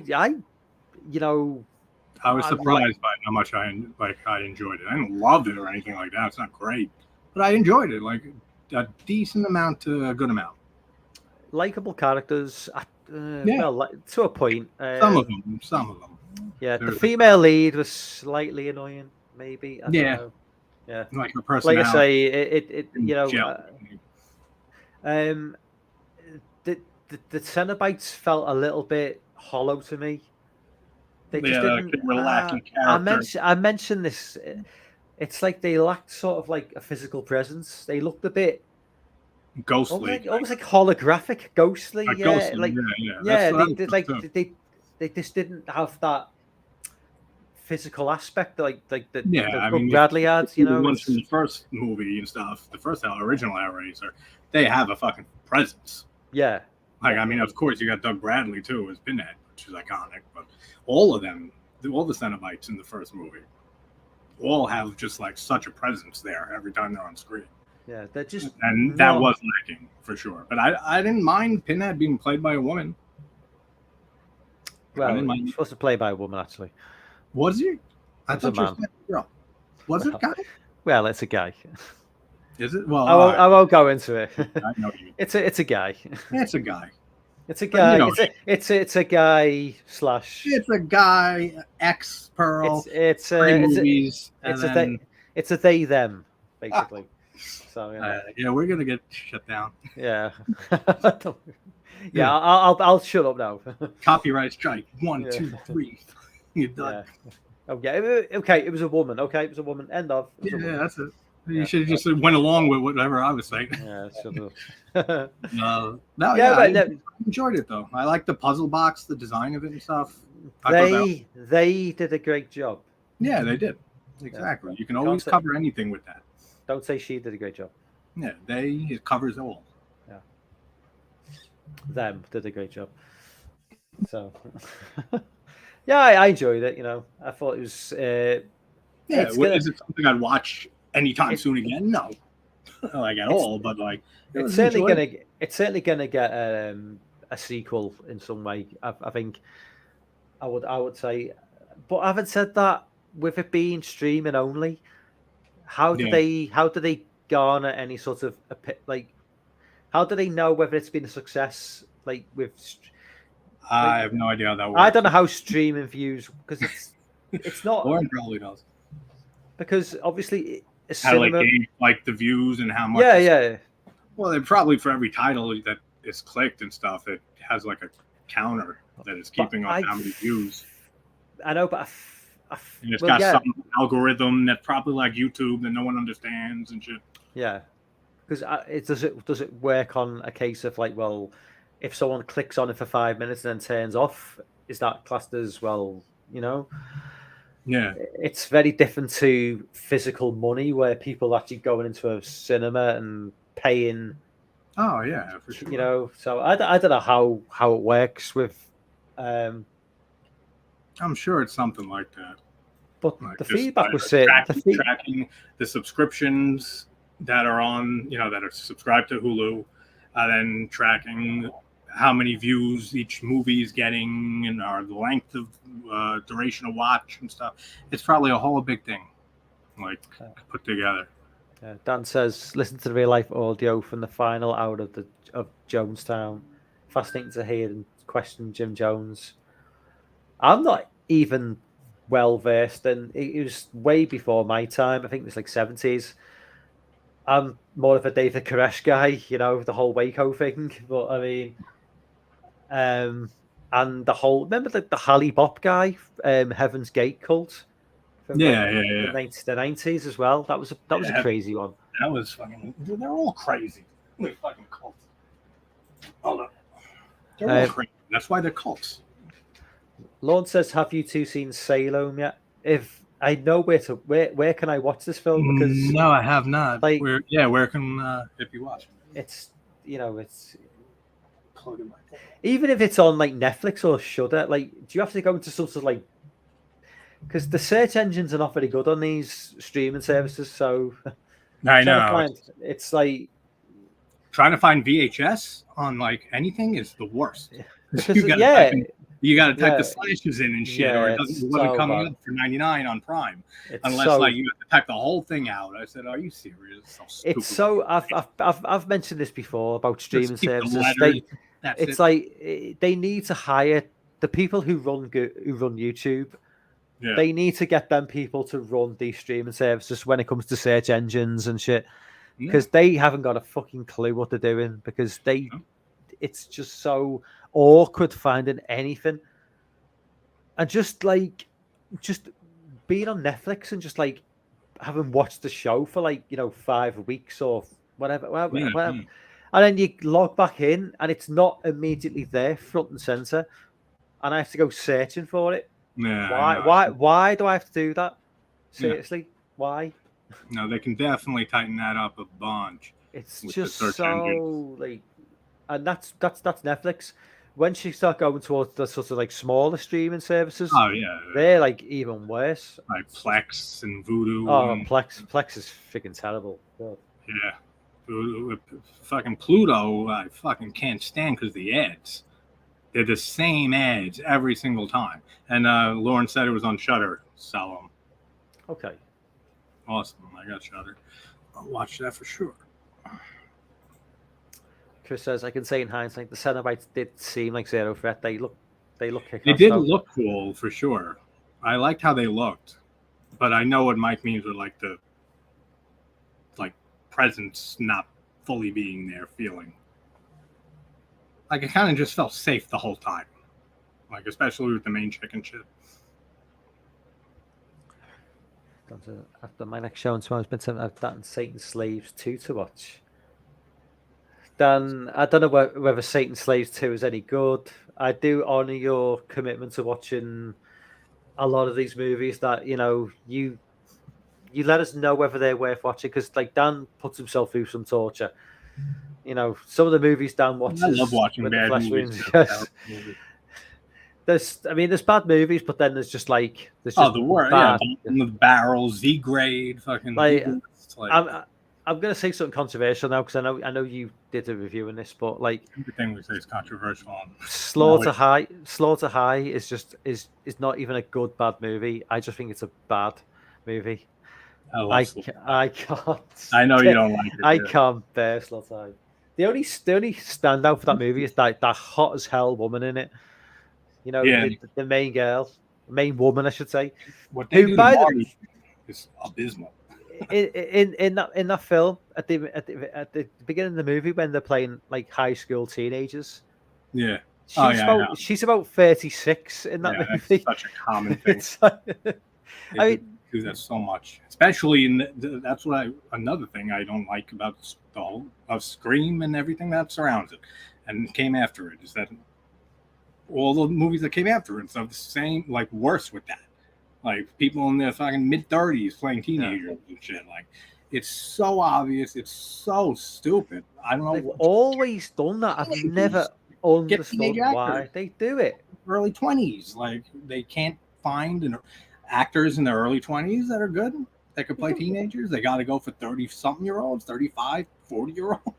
I don't know. It's fucking crazy. But I've seen a YouTube. Basically, the entire movie of Slaughter High was basically filmed almost in one corridor and one room, and they just switch things around to make it look like. And even yeah, fucking what Lauren just said. Manfredini's had a score that was fucking like cut up and reused all over the place. But I still like it. I like bad 80s slashers. I don't know. That's a thing of me. A thing of mine. I mean, some of my favorite 80s slashers are Pieces, Blood Rage, The Mutilator, The Burning. Love the Mutilator. Love the Burning. Oh my god. Yeah. The Mutilate, the Burning is just a stone cold classic movie. Oh in yeah, my yeah. opinion. Mutilator is more about all the kills. Yeah, Because it's not that great besides that, like at all. The acting and stuff. That scene though, when the couple are getting ready to have sex, and she's like, "No, not until you go check on the other couple." Then he does he leaves, and then it starts going double time, and a honky tonk piano starts playing, and he just leaves the room and then shuts the door and then pops his head back and goes like that with his hat, and then fucking leaves, and the music stops. It's so random. It's hysterical though. I did not even laugh at that. Well, they are doing a Mutilator too, aren't they? Yeah. Yeah. Apparently, that's what Buddy Cooper's saying. That's the most random sure it's going to be sequel. dreadful. I'm sure it'll be terrible. That's going to be a random sequel in movie history. Oh yeah, a film that barely anyone remembers from the mid '80s. The Mutilator 2. Never thought you'd hear that. And they're bringing back two of the characters from the original movie, but they're playing different characters. Okay. So they're playing different characters or themselves or something like that. They're not playing the characters they played in the first one. So already it sounds like fucking terrible. It's not gonna. That's not filling me with confidence. Yeah, not one bit. But yeah, apparently that's coming. They were filming it this year, I think, or they're filming it next year. Either this or next year they filmed it or something like that. I know Piz is friends with the director, or he's interviewed him and shit. So I know he's pumped for it. But it is what it is. It's I just think it's the most random decision in movie history. A sequel to The Mutilator in 2023. But no, right. Black Christmas 2019 was insultingly bad.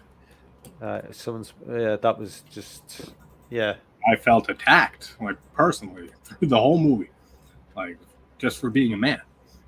That was basically peak sort of. Yeah, what we were talking about earlier. Peak woke. Mm-hmm.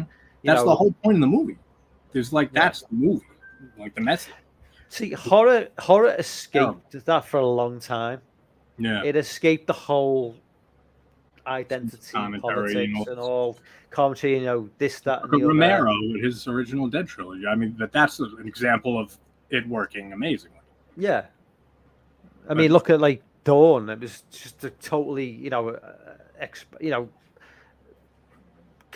mall culture. You know, people, you know, consumer Yeah, culture, just just like consumerism and everything. yeah. Romero was Day of the Dead smart. is my favorite out of the trilogy. Well, his first trilogy, Day of the Dead, I think is. You like that? Yeah, I like Dawn.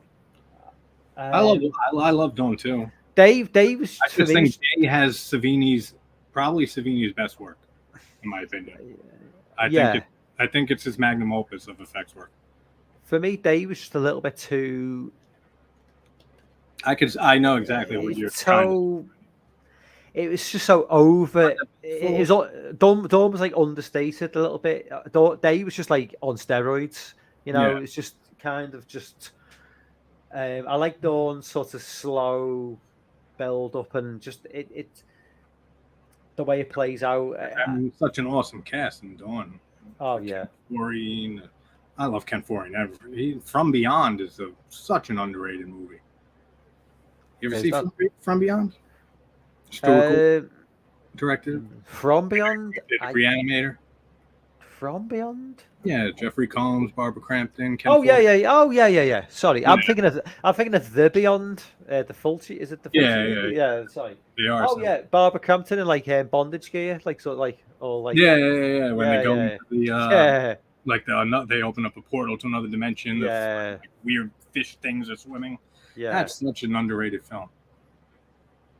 You don't hear that. I always remember like the VHS cover with like the melting face, you know, the sort of like. But yeah. So Solemn's on Shudder. I gotta check that out tomorrow, maybe tomorrow. Watch Barbarian and Solemn tomorrow. People are talking about voting in the US. You got some sort of, I believe you got some sort of vote elections tomorrow. Yeah. I could not give a shit. I don't give a shit about politics at all. Okay, thank you, Lorne. Lorne backs me up on Slaughter High. Has very little going for it. That's what I was reading earlier about Man for Caroline. She's English as well, Caroline. Whatever her name. I can't remember the second name. Yeah, she was an English actress. Yeah, she was 37. Yeah, 37. She was hot as hell though. Hot as hell in that movie. Fucking hell, man. He has the medical going for it. The lead actor.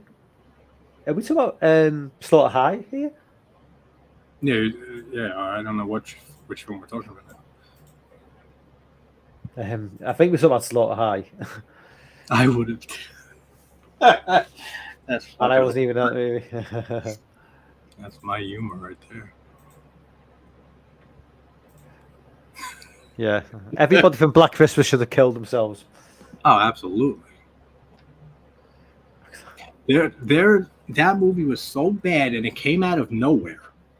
And then there was a show on, what was it, Hulu, Into the Dark, and they used to do like a holiday themed episode like every month or something like that.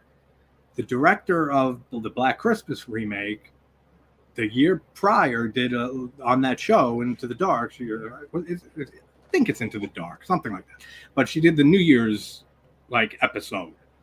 I bet money that this director, after doing that New Year's episode, had the idea, it was supposed to be the Christmas episode for 2019, and they just slapped Black Christmas on it, threw in an homage or two and a ripoff from fucking Exorcist 3, and just called it Black Christmas and just put the movie out. It doesn't really have any connection to the previous movies, and it doesn't feel tonally in any way similar. Not one bit. It's just such a bizarre, like the whole setup of like this like cult and like this. Yeah, when they started going in that direction, I was like, you can't be doing this now, really? Like, this is where we're going. Do you know what film this feels like more than any? If this feels more, do you remember a movie called The Skulls with Paul Walker from the early 2000s? Yeah, I remember. I don't know.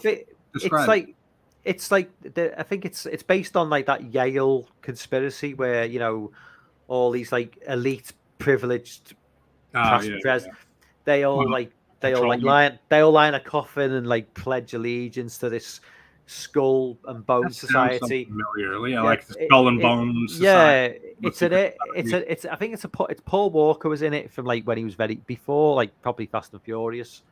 Yeah. But it's Hey, like Planet. it's all about elite sort of, you know, Yeah. prestigious people. And what they do in the shadows and Yeah, behind closed doors. and their privilege, and that's basically what Black Christmas 2019 is. It's about it's about privilege for like elite rich people, which is so far removed from the idea of the original Black Christmas. Which is just I like even unhinged. like 06, the remake of Black Christmas from 06. That's gone up in a lot of people's Oh yeah, estimation. well, especially with the 2019. Yeah, I mean, but I never like hated that remake. Like it's not a good movie at all, but I can enjoy it every now and then. But that one, the 2019, was just, it was so like I always say, I felt fucking personally attacked. Like with all the shit shoved down your throat. That's the whole movie. Like I can respect the movie if it has a message, if it has a little bit of social commentary or a little bit of a message they're trying to portray. But if that's the whole movie, is the message. Like it's like the message was forefront, and then they wrote a movie around it, and it's sickening. There's actually a movie which is more on the nose than that for like messaging. I don't know if it was from a couple of years ago. There's Somebody in Your House, or There's Somebody in the House. It's a slasher movie. I think it was on Netflix or Shudder. It's worth it. You should just watch it just because it's a slasher movie and you should try. Yeah, right. But I never turned down. This makes Black Christmas 29 look subtle. It is messaging. I'm sure it's called There's Somebody in. It's either There's Somebody in Your House or There's Somebody in the House. It is so overtly political. My God. No, I don't care about that. Jesus Christ! It's like it makes Black Christmas 2019 look just. Oh, then yeah, I'm not watching that shit. Why would you even recommend me that shit? Sorry, man. Well, it's a slasher movie. It's a slasher movie. But now so is Black Christmas, sort of. Like, if you want to call it that. That message. But when Return to Sleepaway Camp, because I'm a huge Sleepaway Camp fan. I love the sequels too. I like Sleepaway Camp 2 on Happy Campers is my favorite in the whole franchise. It's one of my top 10 slashers in the 80s. But like I put off watching Return to Sleepaway Camp ever since 2008. So what? Over 15 years or so, because of how terrible I kept hearing it was and abysmal it was. So when I started the channel, like 2 months in, I said, all right, Sleepaway Camp. Let me do those 3. And I forgot Return existed. So I said, oh, shit, that means I got to watch that now. Like after all these years of ignoring it, dude, that movie was so bad. Like it was the worst movie that I saw since Black Christmas 2019. And probably, before that. Probably was worse because it's part of a franchise. Like a classic 80s franchise, especially one that I love. But, that was so abysmal. Return to Sleepaway Camp. I will never watch that again. You can pay me enough money in the world to sit through that movie again. I've never seen it. I've watched the first 2. I've watched the first 2. I checked those. I love 2. I love childhood memories. Yeah, 2 is my favorite by far. I like 3 too, but it's not anywhere near 2 or 1. Let's jump back in the chat. Christians and Bo. Christian, what's up, man? Later this week, we have Joe Castro on the show, who did FX for Newslater 2. Nice. Ben says, it can't be as bad as the sequel to Dark Knight of the Scarecrow that came out recently. Which movie? I don't know if he's referred which movie. This chat's from a while ago, so yeah. That's what I'm not sure. Can't remember what you be saying. Reason to do it. That's when you go back to the chat from a while back, you kind of lose the context of the comments. Chris says, I want to see a paired sequel following Dan on the mission to get Christian's baby Freddy. It would be the best installment ever. Yeah, I saw Chris, they purged Anarchy. Don't want to get answered to Insomnia.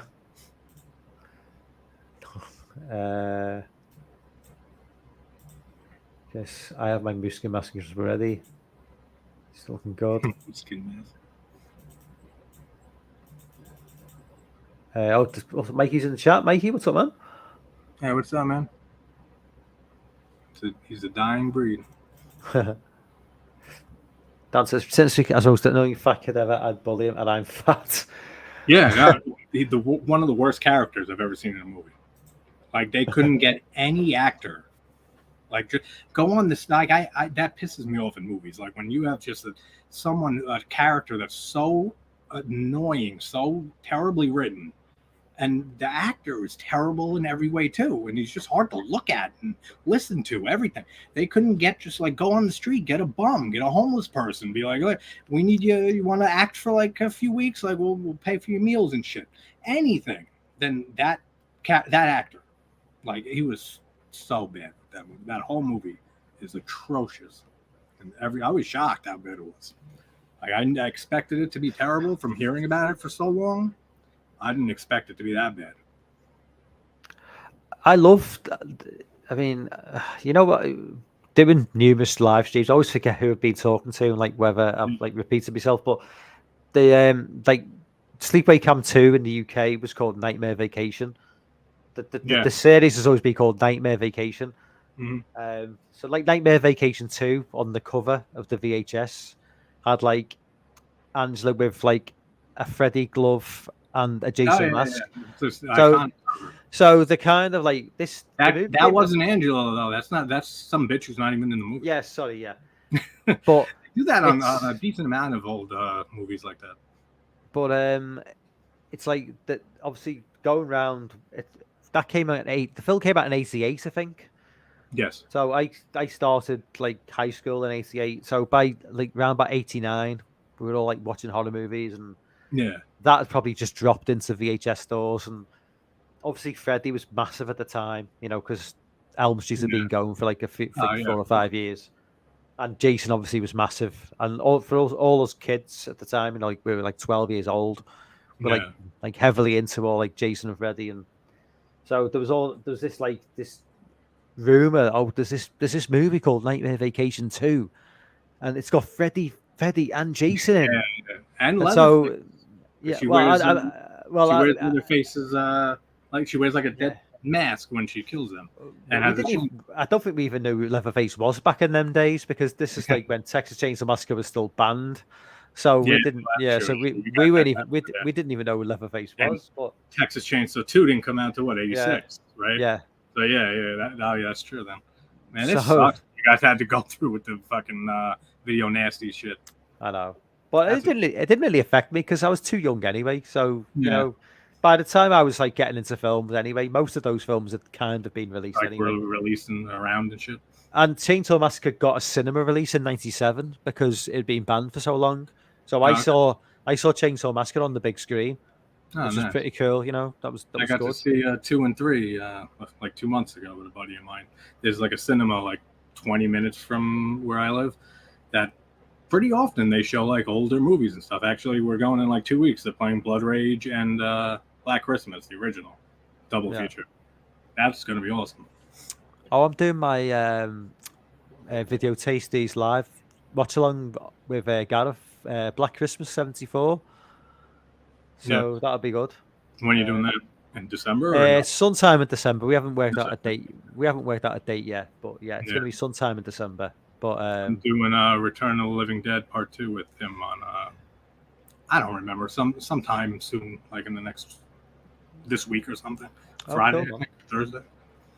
Yeah, I'll definitely check in. He just streams so much, Gareth, that I can't always watch everything he does. I try to hop in every time I see any of the guys fucking streaming and shit. I always try to pop in for even a little bit, just to like say hey and like the video and stuff like that. But there's, you know, Garrett streams like a motherfucker. Yeah, he definitely does. Certainly pays off. He'll be hitting 1,000 subs soon. So I just noticed that actually like a little bit ago, and said the same thing to myself. I said, he's gonna be. It doesn't matter with the whole YouTube horror YouTube thing. He wouldn't have qualified. He was close this whole time anyway with his subs. I'll probably wrap Too much British. Chris, that's funny. Too much British. Yeah, definitely. Yeah, it's definitely a British-centric sort of chat. You get a lot of English guys on. I got introduced to a lot of like British YouTubers who do like similar stuff to us through Gareth's channel. Yeah. Guys I who did, I did through your channel. That's yeah, how I met Gareth. That's how I met Dave. yeah, Dave's cool. I did actually. He's such a sweetheart, that guy. He's such a good person. I put the link out to Davis, but he works night shift, so Yeah. he's working now, and obviously, so it is late anyway. So even if he wasn't working night shifts, it's late for people. I stream late because it's a lot. A lot of people, most people, everyone that chats on the East Coast mainly, virtually. So it's like they're all East Coast guys. So it kind of makes sense, even though I'm in the UK. But I did do like a random stream like in the middle of the afternoon a few weeks ago. I was just curious to see if anyone would jump on board. Yeah, I Because I was thought thinking, I know, there's a few people like Big T was there. In fact, where's Big T tonight? Big T's always around. Yeah, Where- he's always on your streams, on mine. He's always on my streams. Where the He's fuck is always Big T? Big T's in trouble because Big T And is not. Sean's Sean's not here tonight as digital, well either. Mac man. Anthony He's as well. always on both of ours and shit. He ain't Yeah. around. Anthony's not on board tonight either. What's going on here? We have a mystery, guys. We must solve. Scooby Doo, where are you? Well, we've got Mikey, we've got Chess, we've got Chris is back after Chris has been busy. Chris has been working in a Halloween store. Yeah, how's that been? October. Lucky bastard. Mentioning that. Yeah, lucky bastard. Working in, I mean, working like that's like a dream job for like somebody like who does our shit, All right. Oh, Dan, can you message me on like Twitter the Discord link? I just re-downloaded Discord like earlier today, and then I thought when you were talking about the server that you have, I said, "Oh yeah, that's right." Now it's the. I'm on Dan's Discord. I don't understand. I don't understand Discord very well. You don't get Discord. I don't really understand I'm on Discord a lot just because of the Souls games that I challenge on and stuff, and I belong to like a few servers for those. And like I check challenge runs and shit. So that's like, but I belong to a few horror ones too, and like a few other different subs. I've been able to change my name in Dan's server, but like my actual name in general in Discord, for the life of me, I can't work out how to change it. Yeah, there's two names. There's a server name and there's your all around name. I've tried, but it doesn't matter because I only ever go on Dan's Discord anyway, so it doesn't really make any odds. All right, cool, Dan. I'll check with your videos. Oh, it's almost over. Tearing down out this week, though. No, I'm sure. Yeah, that must have been fun as hell. 11 months from now, I'll be back on again. It'll be back on again. So yeah, there you go. So you just got 11 months to wait. Yeah, we're getting into the Christmas horror movies anyway now. So yeah. So we'll start. It'll be a Christmas horror season soon. Be Christmas horror movie live streams. Absolutely. I already got. I got my monthly theme shit planned until like fucking March. But demonic Christmas December. And that's what's going on my channel in December. A whole bunch of demonic possession movies, demon movies, and Christmas themed slashers and shit. I'm not the biggest fan of like Christmas slasher movies. I'm not really either. I just think like that. Just so many of them are just so like it's hard to try and sort out the. There's only a few that offhand. Yeah, Silent Night, Deadly Night. I like the first one, obviously. New Year's Evil's nothing great, but it's one I'll throw on and do just for the month. Christmas Evil's a good one. I haven't seen it so long. I don't even remember that movie. I like is it what's Jack Frost? Is it Jack Frost? Jack Frost that's a fun one. That's a fun one. Actually, thanks for reminding me. I would have forgotten all about that. They made a remake recently of it, didn't they? I could have sworn I was browsing somewhere and I saw Jack Frost from like the 2010s or some shit. God. Really? They remade that movie? They're really try ideas in the well now. They're going to the reality snowman stuff. they've made Evil Bong versus Ginger Dead Man movies. You know, don't Oh, sound yeah, so no. surprised. I mean, come on. Gary Busey was in a movie called The Ginger Dead Man. Yeah. Let that sink in. You can tell it was Gary Busey just looking at the Ginger Dead Man. Yeah, he was. His Yeah, fucking it really teeth was. and shit, his horse mouth. I saw a trailer for you might have seen this movie. I saw a trailer. I had no idea that this film existed, and a friend of mine he just showed me the trailer, and I was just like just laughing my tits off watching it. It was like it's called Killer Sofa. Yeah, It's about a killer ridiculous. recliner chair. And it's the And cover. It's got the fucking. it's got like the two it little opens up with the teeth. the little eyes. It was like, Yeah, oh my yeah. god! It's I was like, fucking ridiculous. I was watching the trailer. I was in pieces just watching this trailer. I don't know if I want to watch the entire film, but my god. Yeah, it's just insane. But Lauren, was that Jack Frost 2 I'm thinking of, or I was thinking of a remake? Is that it was a sequel? Jack Frost 2 is where he goes to a tropical island, I think. No, I'm thinking of one I saw like browsing recently. Okay. That was like from maybe 5 years ago. Unless it's a completely unrelated movie that's called Jack Frost that has a snowman on the front, but it was a completely different looking snowman than like the original. Jack Frost. Is it Jack Frost 2 where it's like in? That's what it is, Dan. That's probably what it was. The one from this year. I knew there was something I saw that was a recent Jack Frost. So is Jack Frost 2 the one where he goes to a tropical island? Yeah. But doesn't melt. But doesn't melt. Wild. But it doesn't melt. I don't know. I haven't seen that shit. I've not seen it, so I don't know. Forever. A snowman on a tropical island. Okay. It's a fun movie, The Killer Eye, by Full Moon. I've not seen it. That's a fun. It shouldn't even be called a killer eye. It should be like the rapey eye, because it just like rapes women the whole movie. It kills like 2 people. But it's a fun fucking movie. I mean, it's full moon, so you don't expect anything.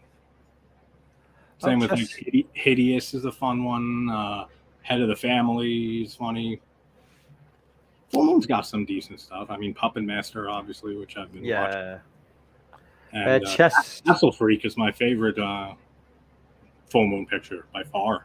I mean, because you got Stuart Gordon directing, and you have Jeffrey Combs and Barbara Crampton all together again. Chess is starting their own. Is my channel will be up soon, guys? So Chess, are you going to start making content? Oh, you are? Cool. Nice. I'll go over to your channel. Look forward and subscribe then. Absolutely. Once you dip your toe in the water, man, it's that's what I did. I just thought, what, this live streaming game is something I enjoy, and I thought just go with it, man. So definitely, if you're not subscribed to Chess, go over to her channel and subscribe. But the pressure's on now, Chess. You've got to start making content, because we'll all go and subscribe to your channel. You can't turn back now. So now you told everyone. You're at the point of no return now. You're going to have to start doing some shit. Dan says Passion of the Crust is Passion of the Crust. I was thinking, I just read it as Passion of the Christ, first of all. And I thought he was being sarcastic. And then I just read it was like Passion of the Crust is an essential holiday classic. You just picture a fucking piece of white bread being fucking just crucified. Lorne's friend Mark Tobroff hasn't come for the Jack Frost copyright yet. Lorne loves Mark Tobroff. Great guy, apparently. There was a killer Christmas tree movie I just watched that had Jack Frost vibe. Not as good for sure, but had the vibes. But that could be called anything, though, Ben. We need to know the name, because, if I type in "killer Christmas tree" into IMDb, I could get all sorts of You could go down a rabbit hole, and if you go at IMDb and type in "killer sofa," and it just go from it brings up related. Yeah, you just get the most insane. Absolutely, but some of those movies are just fucking fun, man. Just some. I like a lot of bad movies like that, but I recognize them as terrible. Saturday Night I Cleaver. mean, like, it's not like I'm sure there's people out there that'd be like, oh, Jack Frost, Killer Eye, so that shit is fucking amazing movies. It's like, no, they're fun, but they're terrible films. But you can enjoy the shit out of them, like, for sure. There's a difference. Saturday Night Cleaver. I've heard of it. I love the original Jack Frost movie. Hope to get some Shannon Elizabeth cars action. Yeah, Shannon Elizabeth, man. When was that? When was Jack Frost? Was that after American Pie? Because Shannon Elizabeth is... No, American Pie was 99? Yeah. 98? 99. I think 99, I think. Pretty sure it was 99, yeah. Yeah.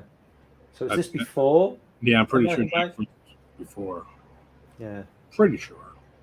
Someone will correct us if we're wrong.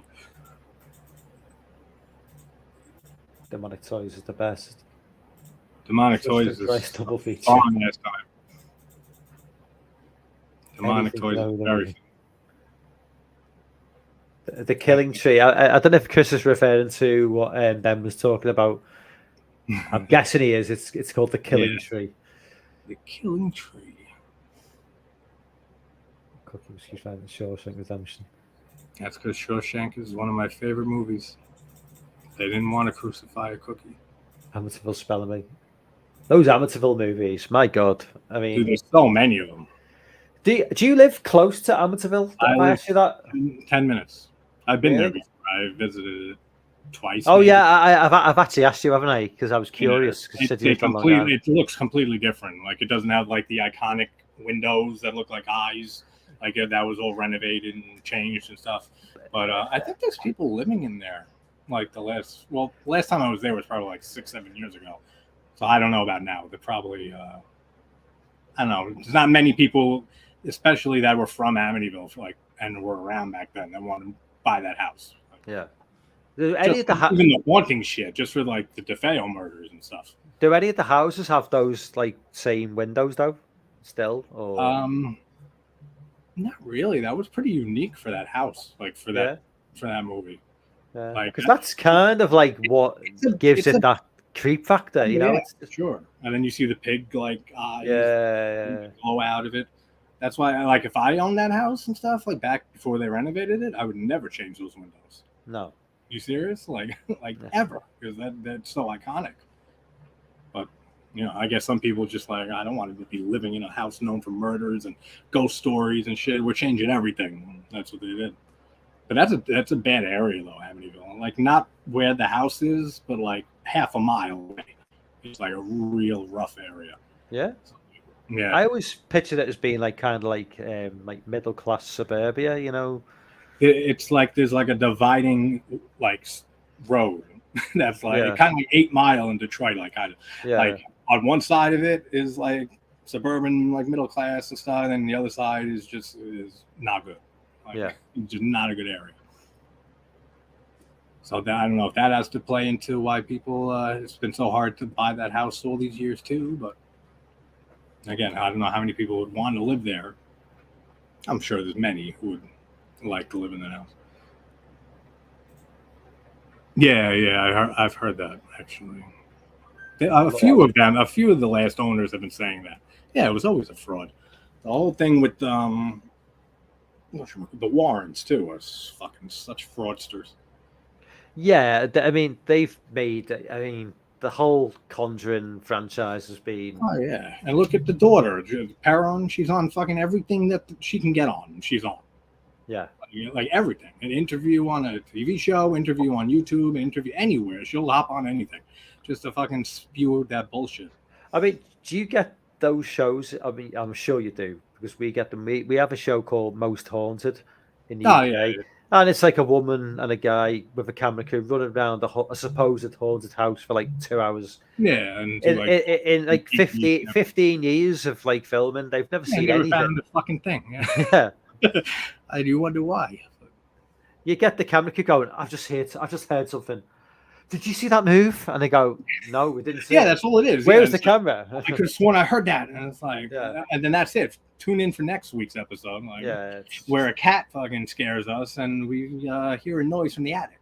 Yeah, it's always the way. You're never gonna see anything. Yeah, but with the Warrens, especially like it's all psychics and stuff like. And this might be controversial. Everything I say is, but like if there's people who believe in psychics and stuff, 100% good for you. Like your opinion, I respect that. I think what they do is fucking really damaging to people. Like anyone who has a business that makes money, that claims they're a medium, that they can talk to the dead, or that they're a psychic, or they're a spiritual healer, or like anything like that, and they have the business that they're making money off of it, I think it's disgusting, honestly. I think they're profiting off of people's emotions, and financially they're profiting off of them. I don't know. It's not a whole thing that I even want to get into. It's split on how people feel about that subject. So. Question from Ben: If you could, Warrens, that's what I think of. It's fucking scandalous. If you could live in any house from a horror movie, what would you pick? I'd probably live in the original Myers house from Halloween '78. Yeah, that was what I was going to say. At first, I was going to say like the compound from The Thing, but then I said I hate the cold. I'm not fucking doing that, no matter how much that's my favorite movie. Let's base this on the assumption that Michael doesn't live there or never killed anyone there. Yeah. I'd just like in the basement from Resurrection. I'd just like to live in Haddonfield. I just think that'd be like a nice place to live. Just nice sort of small. Like I live in Jason's shack from Ben says he wants the Psycho house. Got one hell of a bathroom. Yeah, Psycho house is amazing. Lauren wants to live in the house from House by the Cemetery. Actually, don't go in the house from 1979. That's a beautiful house and a creepy house. That would be in my top picks, actually. Don't go in the house. That's a fucking pretty unique slasher movie. I can't even really call it a slasher. It's more of like has more psycho elements, I guess. Yeah.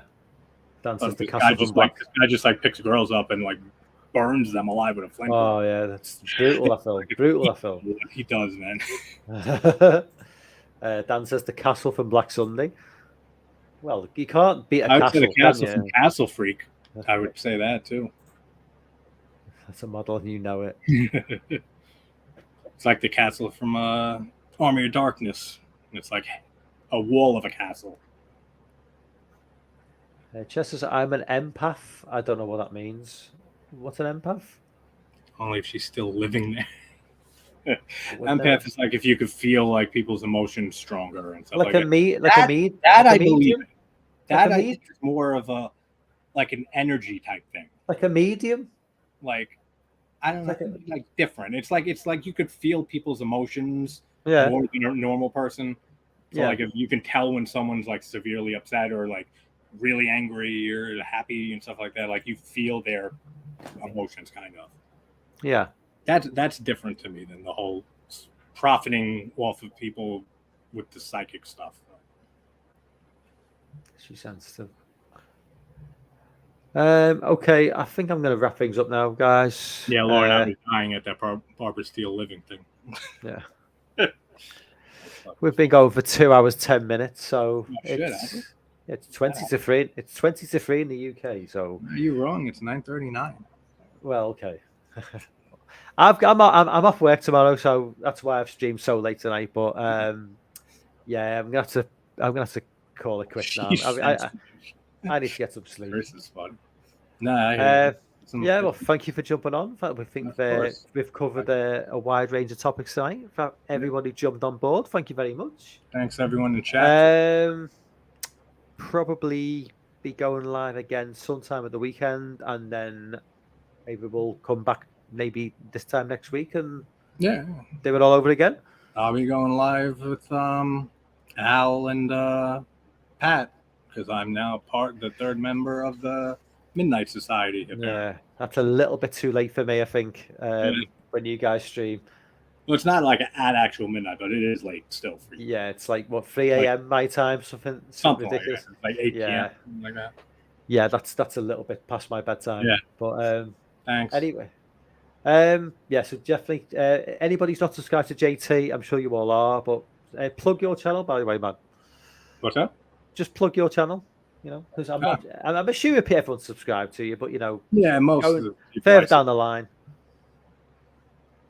Yeah, it's just what am I doing this week? Actually, I'll say that. I'm up to Puppet Master 3, so I'm doing the Puppet Master series. On the weekends, I will be doing the Nightmare on Elm Street series because there's Nightmare in November on the channel, and I'm doing the Phantasm series. I got the first one up, and don't know when I'll watch the rest. Probably one day this week by the end of the week. So, yep, Phantasm, Puppet Master, Nightmare on Elm Street, those franchises, and whatever random movies take my fancy, and whatever streams we do, and then other streams and shit like that. Hopefully, I'll have. I'm waiting to hear back from him. Our Michael Gull, the guy from Cactus Jack. Yeah. He's gonna come on the channel for an interview. Oh, nice one. Nice. One day this week, yeah. So I'm just waiting when he's free. What's up, Jamie? Jamie, we're you're a bit late, Jamie. We're about to wrap things up now, but nice for you to jump on. Yeah, so everybody head over to JT's channel and subscribe if you're not already done so. And please leave a like on this stream. Yeah, definitely leave a like. Yeah, the likes don't correlate to the views, so everybody leave a like. It does help. That should be second nature from now. And I will see you guys next week. JT, see you next week, man. Yep. Good night, guys. Thank you so much for jumping on board. See you later.